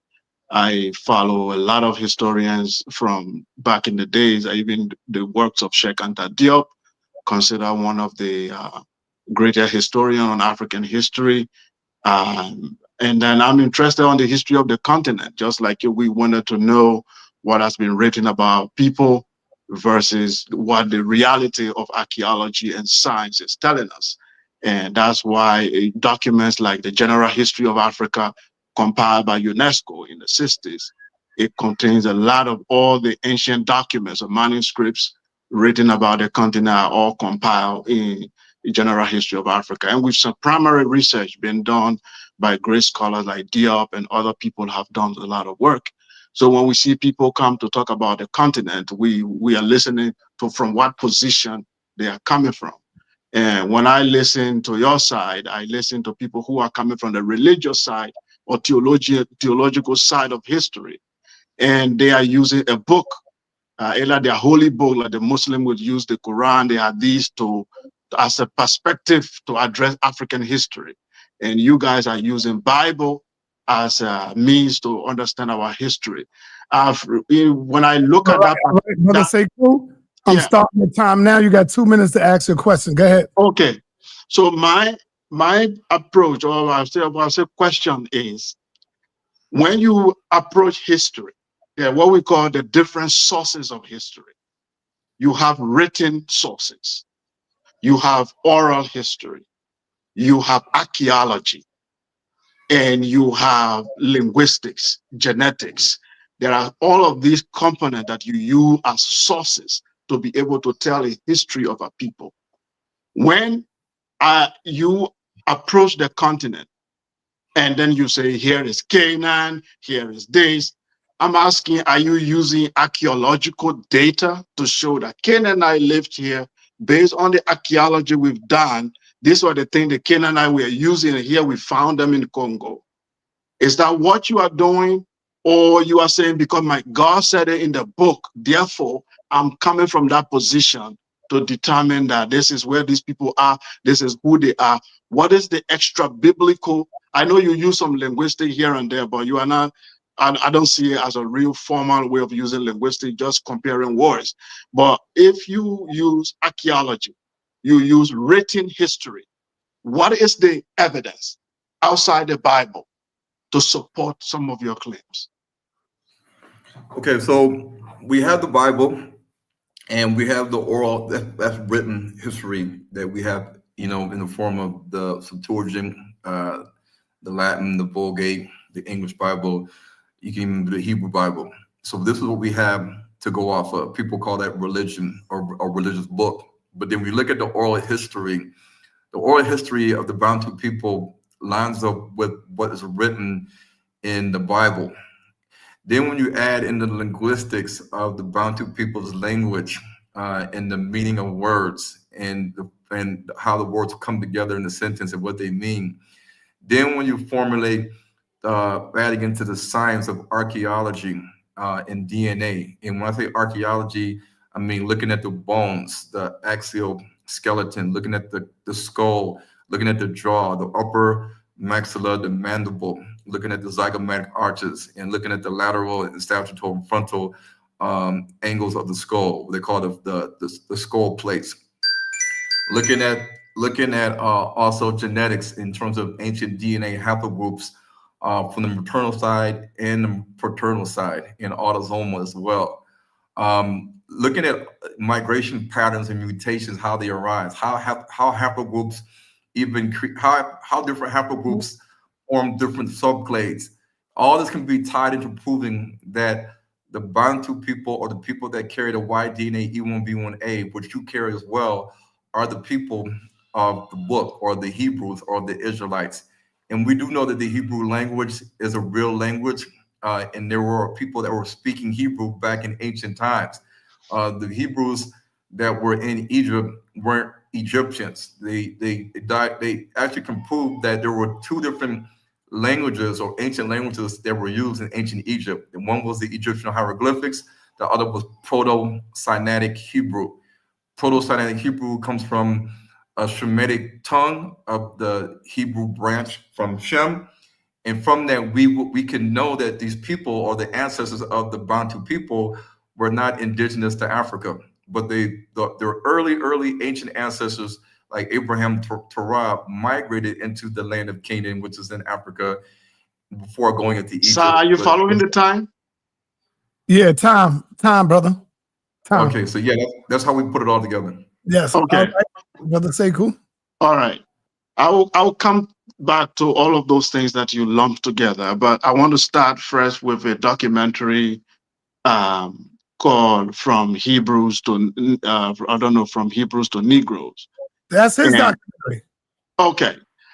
Because there are many documentaries that use that title, and sometimes I'm not sure whether it is his own documentary that I watch, because the person looked much younger there. I don't know whether he's the one, but I just want to ask a question. Did you use the Zondervan Bible dictionary in your documentary? No, the Vanderbilt dictionary, the only term that I stands out is one where it talks about the sons of Ham, and the Negro not being the sons of Ham. But okay, that's what I wanted to ask, whether if you use it. I think that's the part I saw in the documentary.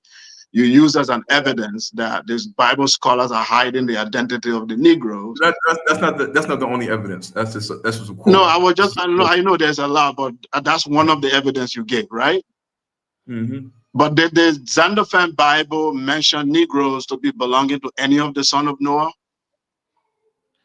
Well, Noah didn't have a son named Negro. The word Negro is the Portuguese word for black. So you have Negra, Negro, Negritia. These is what the Portuguese and Spanish classify as black people in Africa. No, but in the dictionary, it clearly mentioned you, and you assumed that it was referring to you when it used the word Negro. The assumption was that it was referring to Black Americans, right? No, Bantu Negroes are people like yourself, and Igbos, and Rubas, and Bakongos, and Kikuyu, and Zulus. These are what the white man classified as Negroes in their books. They didn't classify us as I mean, they could use the tribal names like Mandinka, Soninke, Wolof, and Tukulor, and Pula, but to make things easier, they just used they were in Africa and they were running into Negro tribes. So when you see the slave trades, they use the word Negroes and Negresses. Negroes and Negresses were put on the slave ships and identified with their age and their height. So they didn't say Mandinka, Bakongo, Yoruba. I get that. They didn't say all this stuff. Yeah. Yeah, but what the point I'm driving at is when it was describing the descendants of Ham, and it said the dark races, but not the Negro. The assumption you made in the documentary that was Black Americans or Black people. But then when the dictionary mentions Shem and Japheth, the word Negro does not appear as well anywhere. So it is in that you have been omitted from the human family in that dictionary. No, because the Negroes. So where is the Negro mentioned after that? The Negroes is the classification the white man gave people that he ran into, like Mandinka, like yourself, Soninke, Bambara. This is what they ran into. This is just a word. This is just a word that they use for black people because it comes from the Spanish and Portuguese, who were the beginning of the slave traders in West Africa and Central Africa. That's all it is. So the Negroes, like yourself, but we are classified as Negroes in America. We have the same DNA as you. So the same slave ports that they have in Gambia, like Kunta Kinte Island, St. James Island, where we were taken from slaves from your country to America, they could classify you as a Negro in their books, but then on the slave manifest at the ports, they're gonna write down 16-year-old Negro, 5 feet tall, 5'7", sent to the Americas. But we know that we were originally the Israelites. That was our original identity, our ethnicity, our nationality. The white man came and just called us this word that means black in Portuguese and Spanish. That's the word Negro. That's where it comes from. That's the That's the etymology of the word Negro. I get you, brother Renard. I understand who the Negro is supposed to be. I understand that part. But what a point I'm getting at is the purpose of using the dictionary, because the dictionary say you are not I don't need to use that dictionary. That's what I'm trying to tell you that. The dictionary say you are not Ham, but then it does not mention you anywhere else in the human family. But so why are you using it? I don't care if the white man named Zondervan, his family does not mention us as a part of human family. I don't care about that. I know who we are. But you care because you use the dictionary. No, listen. If you think that that's the only thing that I'm using to prove that we're the Israelites, then you're wrong, because no, it's not the only thing. I'm just dealing with that one first. So because you use a dictionary that clearly removes you from the human family, and you did not even know that. Who is removing who from the human family? Who? Okay, who? The three sons of Noah. No, but who is removing the Negroes from the human family? Who? The Zondervan Bible Dictionary. And who made the Zondervan Bible Dictionary? Who made it? Who made it? I should be asking you. You published it. Who created it? A man. His surname is Zondervan. So why did you publish it? A white man from Michigan. His surname was Zondervan. He made that dictionary. And if he excludes the Negroes from the human race, Zondervan is a company. It's a company name. It was a group of three brothers. It's a surname of a white man in Michigan. Look it up. Yeah. So why did you use it as an evidence that you are not Hamite? I don't understand what you're trying to do here. Okay, let me explain to you what I'm trying to do. What I'm trying to do here is that Black, Portuguese, and Spanish. Yeah. Let me tell you the reason why. The reason why I brought it up. I don't care if the white man doesn't believe we're part of the human family. I don't care. We're the Israelites. I think you do care because you use the dictionary as your evidence. So that's what I'm trying to say. I'm saying to you, I don't care. You could say, oh, you do care, but I said I don't care. So let's move to the next question. Okay. We'll move to the next question, but I'd like to tell people why I was asking the question. The reason was the dictionary clearly says you are not Hamite, but it does not say that you are Shemite either. It doesn't say you are Japhet, which means the author of that dictionary was buying into the theory without saying it of pre-Adamites or the polygenesis, which say Negro are animals. They are not part of the Noah children. That theory exists. I gave the source the last time when I came on sa.neter, that the Negro is a beast. He does not belong to either of the Noah family. That was the dog whistle in that dictionary, and you guys did not catch it. But listen, I'm trying to tell you this. If people in America have the same DNA as you, are you a Negro? No, I'm not a Negro. I'm an African. Okay. So if you're African, then we are African. But we are not just Africans, because that's just a title of people from the continent. We are the Israelites, the descendants of Jacob. Okay. So what is your contention that we're not Israelites? Are we the Israelites? Well, I will come to the issue of Israelite. I was dealing first with the issue of Negro, that the dictionary you guys are using, that dictionary is counterproductive because it is even against your narrative. That's all I'm trying to say. I don't come to people and say, here's the Zondervan Bible Dictionary. It says here, I don't have to use that anytime. But you all use it. The ISUPK is using it. You use it in your dictionary. They may use it, but you ain't seen all the Hebrews movies or all the lessons I have on H2N TV. Okay, I'll move to our next point. Captain Tazariak says that all Black Africans on the continent are Hamites. What is your position? You must not know who I am and what I believe in. Do you? Yeah, that's what I want to make clear before I pursue anything. I don't want to misquote you. Yes, not all Africans are Hamites, because people like you and the Sarer and the Balanta and the Bambara and the Soninke and the Songhai and the Temne and the Kru and the Kapele and the Akans and all these other tribes, we all have the same DNA. We are not Hamites. We are the Israelites. We descend from our ancestor Jacob. We are not the descendants of Canaan, descendants of Egypt, descendants of Cush or Put. We are the descendants of Jacob, who was renamed Israel. We are the Israelites. You are an Israelite, a Mandinka Soninke man. You are an Israelite. Okay. Do you believe that? Do you believe? No, I don't believe that. So okay, that's fine. So I want to know, you disagree with ISUPK that Black Africans are Hamites? Of course. Okay. I told him this. I tried to debate him on this years ago. He said no. Okay. I called him and talked to the white guy that used to be right next to him and said, let's debate on, are all Africans Hamites? Let's debate on this. And he said, no, I don't want to debate you on that. We don't teach that. I said, well, I've seen videos where you teach that. You say this. So let me ask you, brother Ron.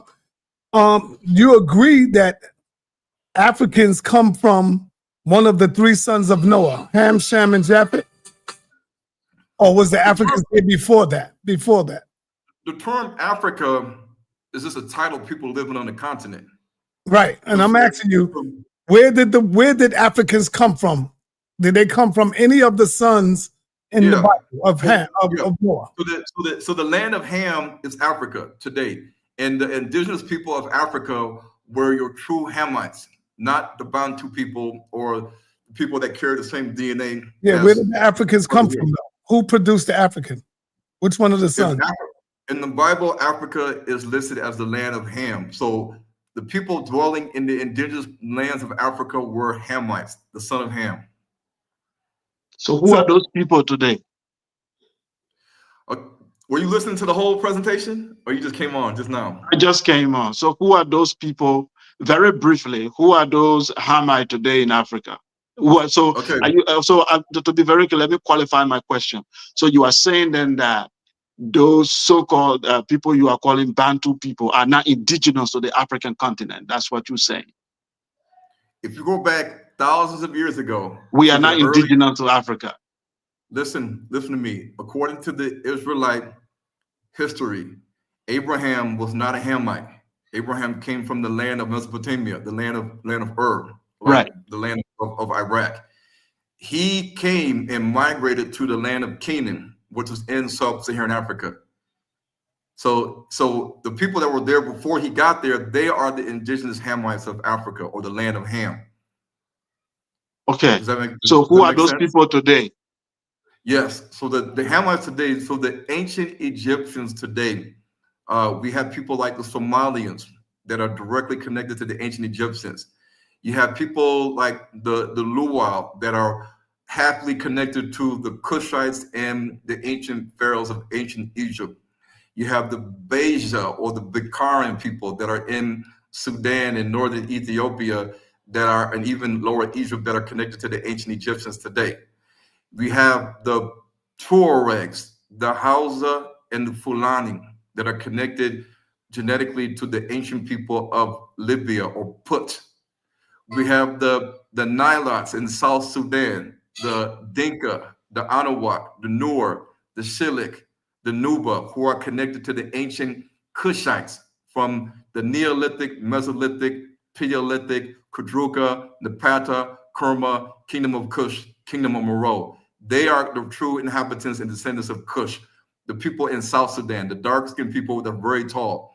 The children of Canaan are your small rainforest hunter-gatherer forest tribes like the African Pygmies, your Hadzabe people, your Sandaway, your Khoisan Bushmen, and other lesser common known names of the hunter-gatherers that are scattered throughout Ethiopia, Kenya, Uganda, the CAR, Congo, Rwanda, Burundi, Malawi, Zimbabwe, South Africa, Botswana, and even in West Africa. But a lot of them that were in West Africa, they are extinct now, or they're not there like they used to be.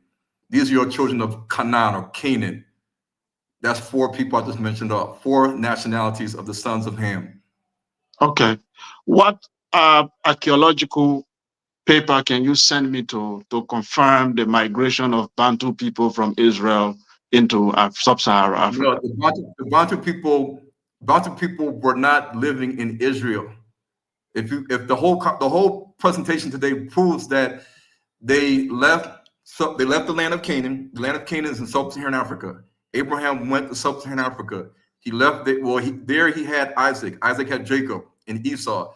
Wait, so modern Palestine is not the Canaan of the Bible? No. So the Canaan is in sub-Saharan Africa. The land of Canaan is sub-Saharan Africa. You changed the entire geography around. Oh my God! You should listen to the whole presentation. You should listen to the whole presentation. You just jumped on. So I understand you don't understand what I'm saying. So What is the what? Okay, one more question. Then I'm gonna go. We're gonna have more longer discussion because I think your theory is completely different from what I'm hearing from Captain. But yours is a little bit more confusing than that of the Captain. But we're gonna talk. But so that's my last question to you. Okay. We found archaeologically, we found things from the Canaanites in the Palestine through archaeology, which I can show.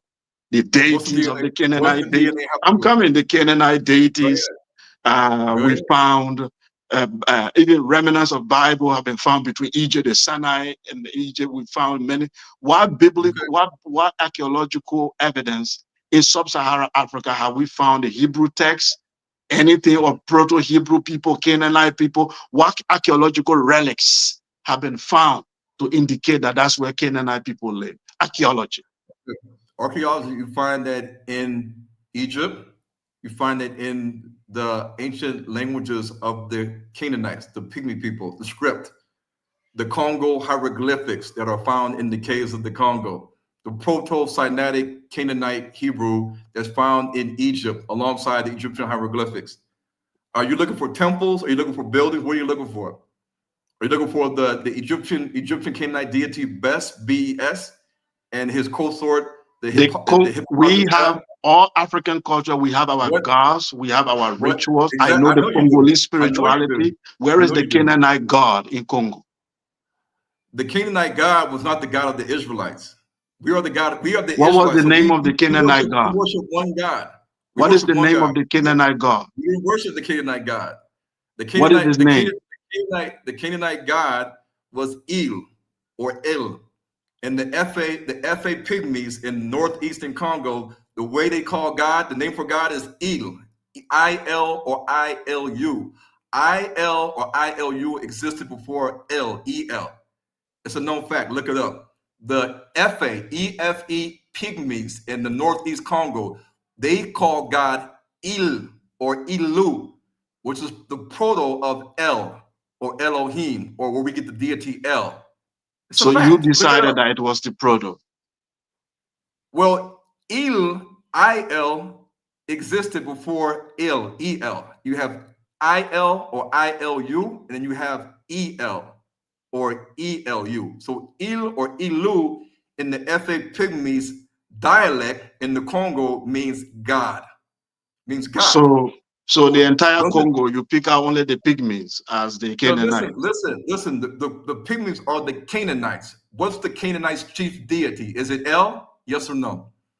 Yeah, it is the El. So now I want to know. Hold up. I want to know why y'all keep saying the Pygmy when we know they the Twa. Like the Pygmy is a racist term. It is racist. So why y'all not using the proper name for them? And it's the Twa people. Well, they have Bakola, Babuti, Fa. They have many different names. Honestly, I will be very respectful to Brother Ronald. There is no evidence to any of these things. They are basically there are a lot of claims. They are just claims.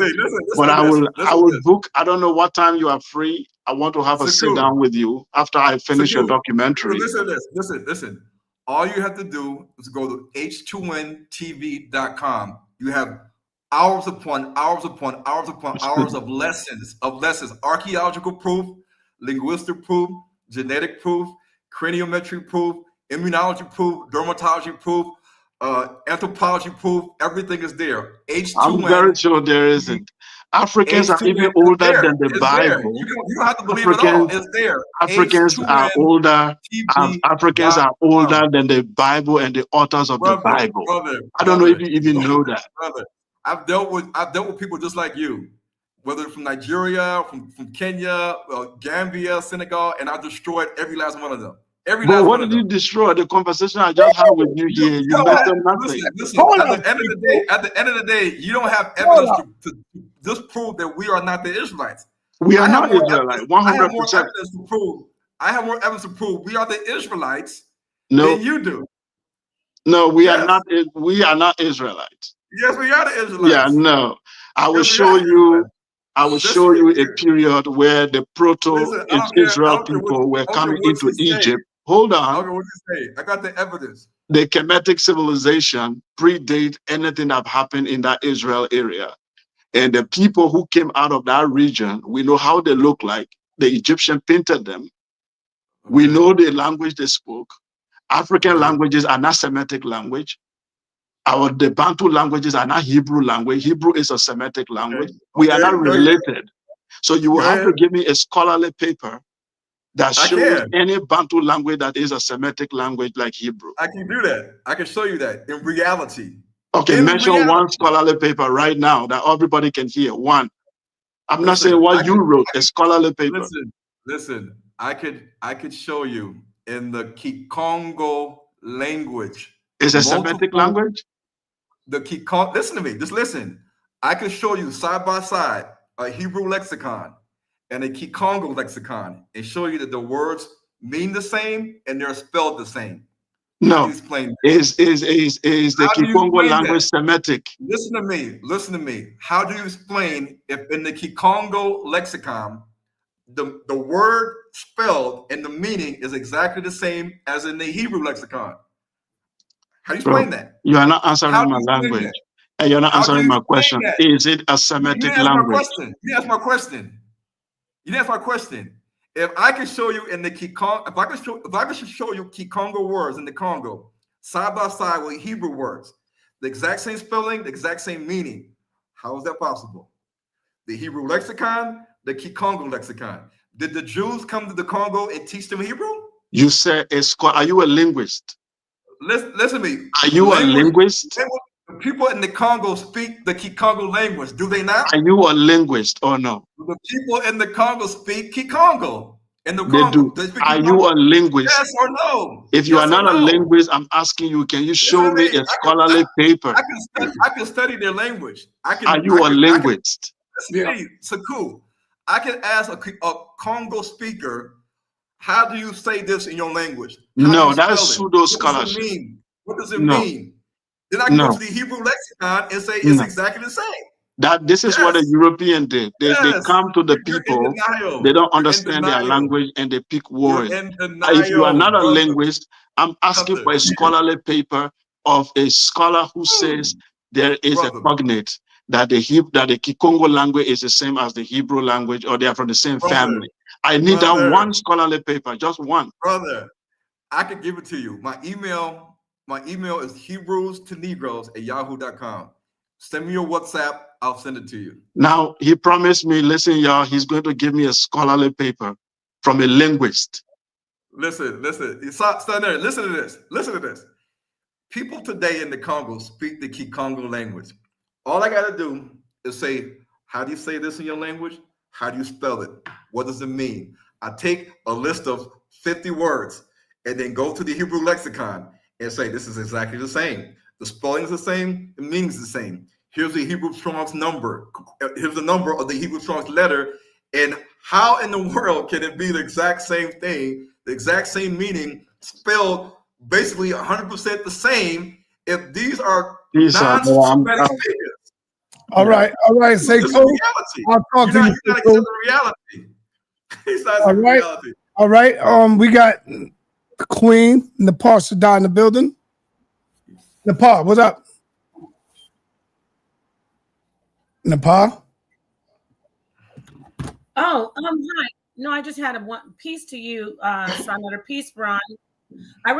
Can you hear me? Yeah. Oh, okay. I did enjoy this presentation. It's very interesting. I wanted to ask Ron if he revisited or even looked into what I had mentioned to him a while ago about Moses having, because what you mentioned about the Judites with the pygmy mothers. Remember, you did show that in your presentation. Did you look into it all about Moses having a Kemetic mother?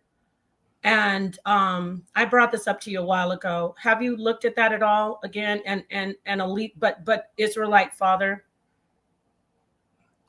You mean Moses having a Egyptian father? No, mother. Okay. Not father. Even if he did, I mean, we know that he had a wife named Zipporah. I mean, it says that says that she was a Midianite and a Cushite. At least that refers to these two words. And a Cushite is not somebody that's related to Mizraim or Egypt. So unless Midian is connected to Mizraim or Egypt in the Bible, we know that Cush is connected to the son of Ham named Cush, not Mizraim. So I don't know. You would have to show me somewhere in the Bible where it says that Moses married an Egyptian woman. No, I'm saying his mother, like Aaron, Miriam, and Moses. His mother being it doesn't tell us that in the Old Testament that Moses' mother was named this and she was an Egyptian. It doesn't say that. But it does say that she was the daughter of Levi, born in Kemet. Right? What scripture does it say that Moses' mother was Egyptian? It doesn't explicitly say that. That's the research that I'm doing. It doesn't explicitly say, oh, Moses, because I wouldn't be having this conversation if she is or not. You know what I'm saying? It would, that's what I'm asking you. This is what I'm looking into. No, I haven't looked into that, because even if his mother was Egyptian or Cushite, I mean, at the end of the day, if he's a descendant of Levi, he's still an Israelite. So he just has a mother. I know he's Israelite. I'm looking at your research about the mothers, because your research shows, and I appreciate it, that Judites have so-called African, they have pygmy mothers. That's what you said, right? Yeah, they have pygmy mothers and they have Egyptian mothers, because the L3E haplogroup is seen in ancient Egypt. The L3B and I believe the L3D is seen in Libya, because that it's there, and the Fulanis and the houses have it.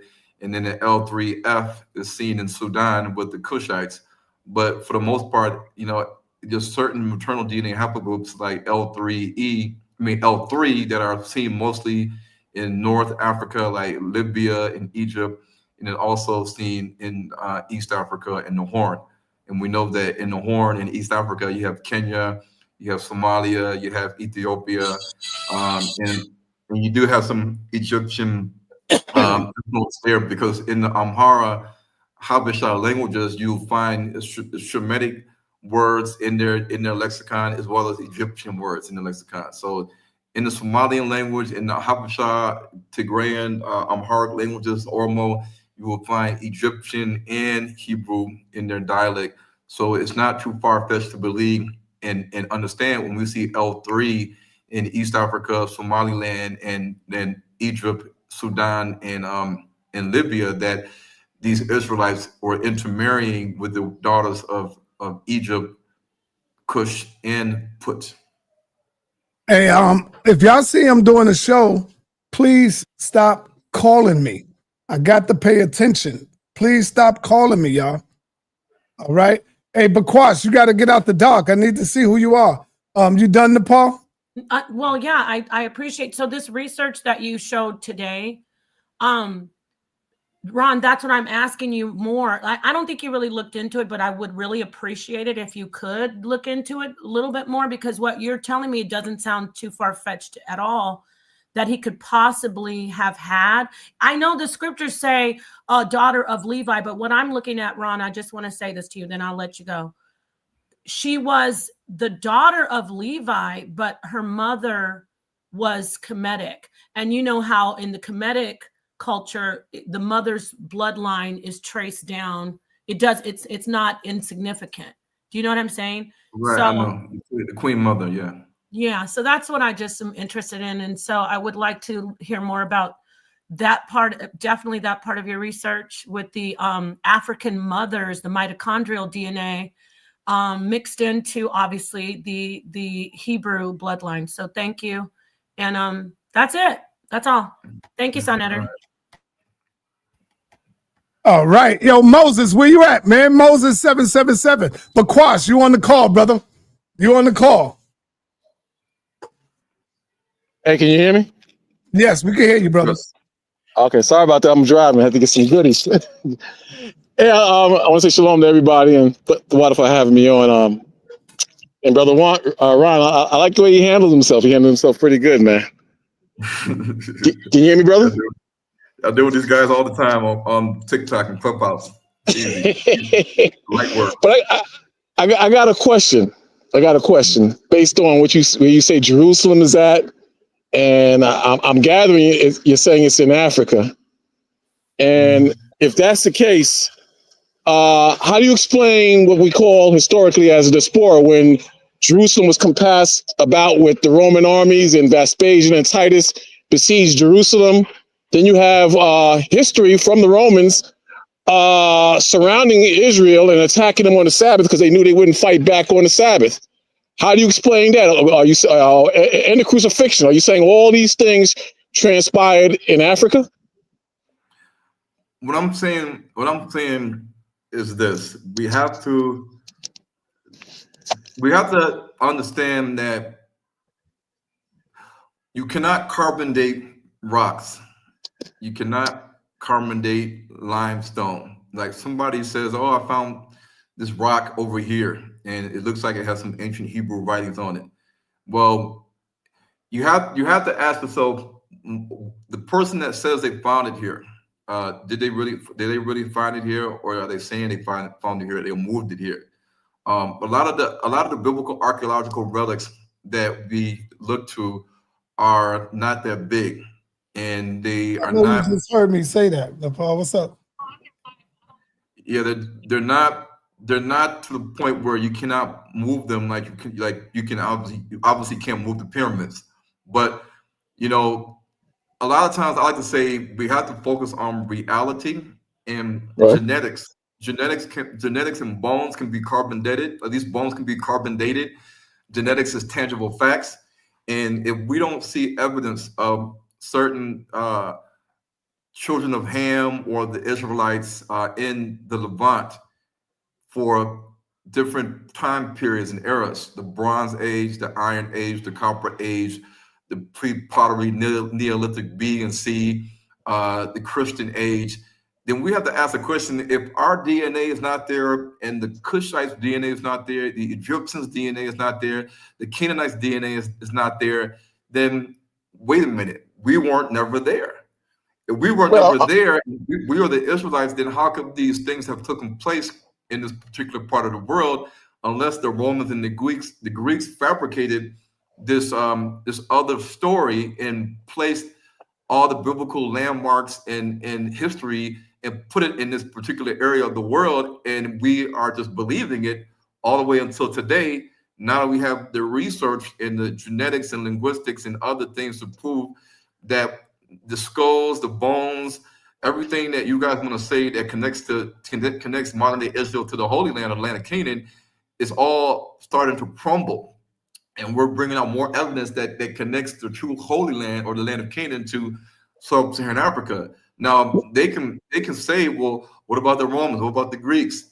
What about this? What about that? But we all know that, you know, when we ask the question, well, if the Assyrians invaded and the Babylonians invaded Israel, where are the bones of the ancient Assyrians and the Babylonians when they lived there and they died there?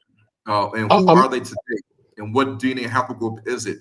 Nobody's going to be able to tell you that. So even with that, you have to also go back to Africa, because there is strong evidence that the ancient Assyrians and Babylonians and even Persians, that they did make contact with the Israelites in sub-Saharan Africa, even going into East Africa. And you can find this in our DNA and also in our melanin composition. So wait, real quick. I overheard you say you believe in the New Testament. So are you saying when we go to Luke 20, when it says, and when you used to see Jerusalem compassed with armies, then know that these are the days of God's vengeance? And then you mentioned mountains.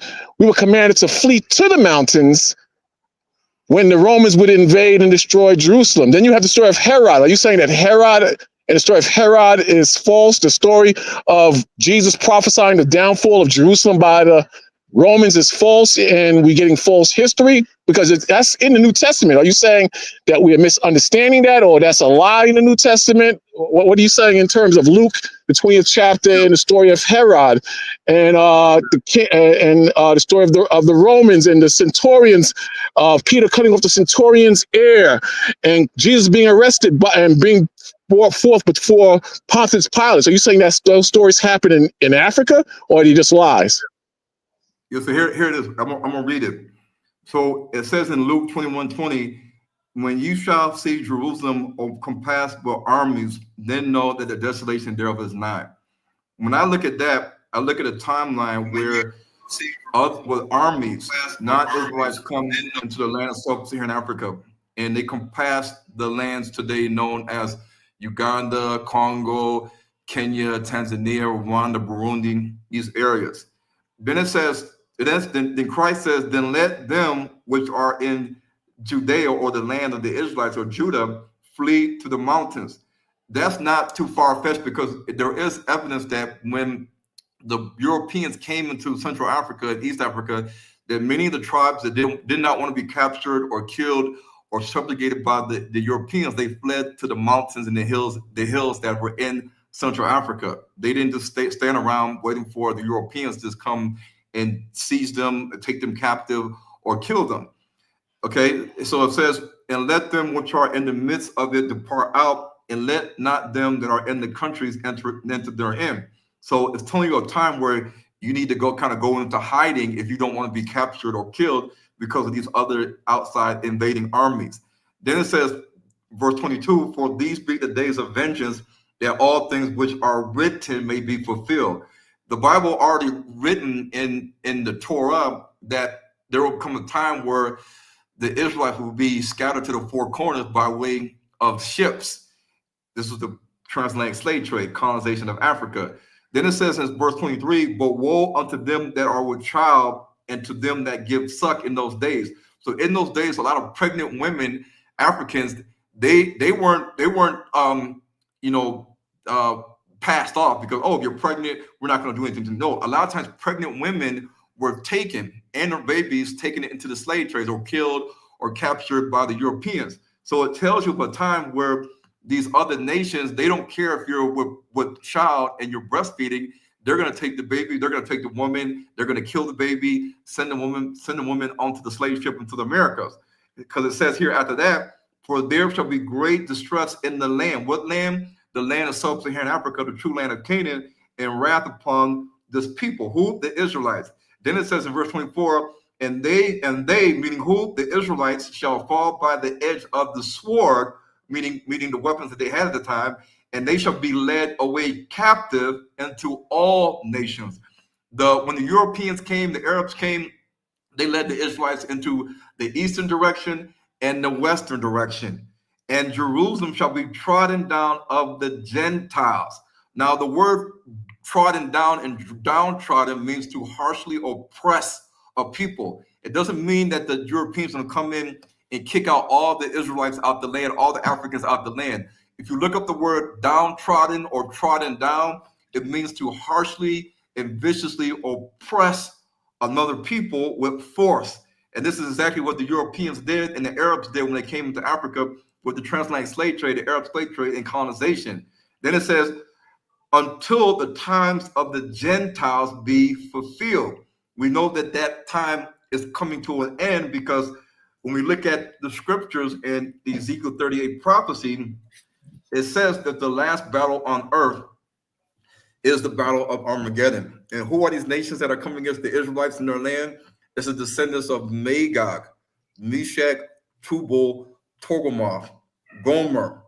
And it also says Persia and Cush and Put. Well, we know that the old Roman Empire, they fell to who? All right, brother. Okay. Thank you. We want to make it short, so you ain't got to be here all day. What time is it where you at right now, Ron? It's 1 o'clock. 1 o'clock a.m. In the morning. Yeah, see, we want to get you out of here. Last two questions. Moses, I know Moses loved this conversation because you're dealing with Africa. Look at it. Look at the smile. I know he loved this, man. Moses, what you got for us, brother? All right, fam. Hey, peace, Rod Dalton, man. I see what the title is. It says that you challenging the Hebrew Israelites.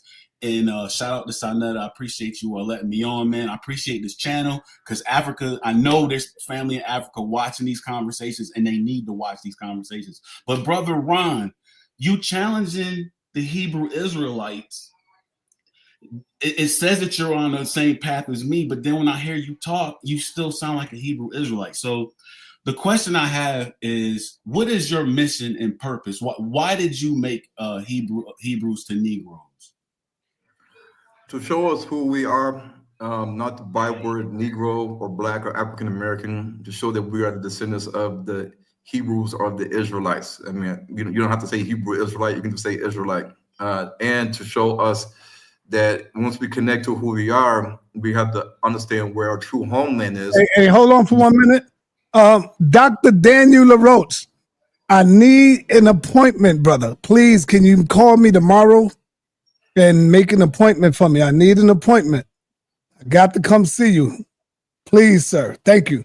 Go ahead, Ron. All right, so I heard you say homeland. So you mentioned homeland because of what you read in Matthew chapter 6, verses 24 through 33, where it says, seek ye first the kingdom of God and its righteousness. No. Why did you do it?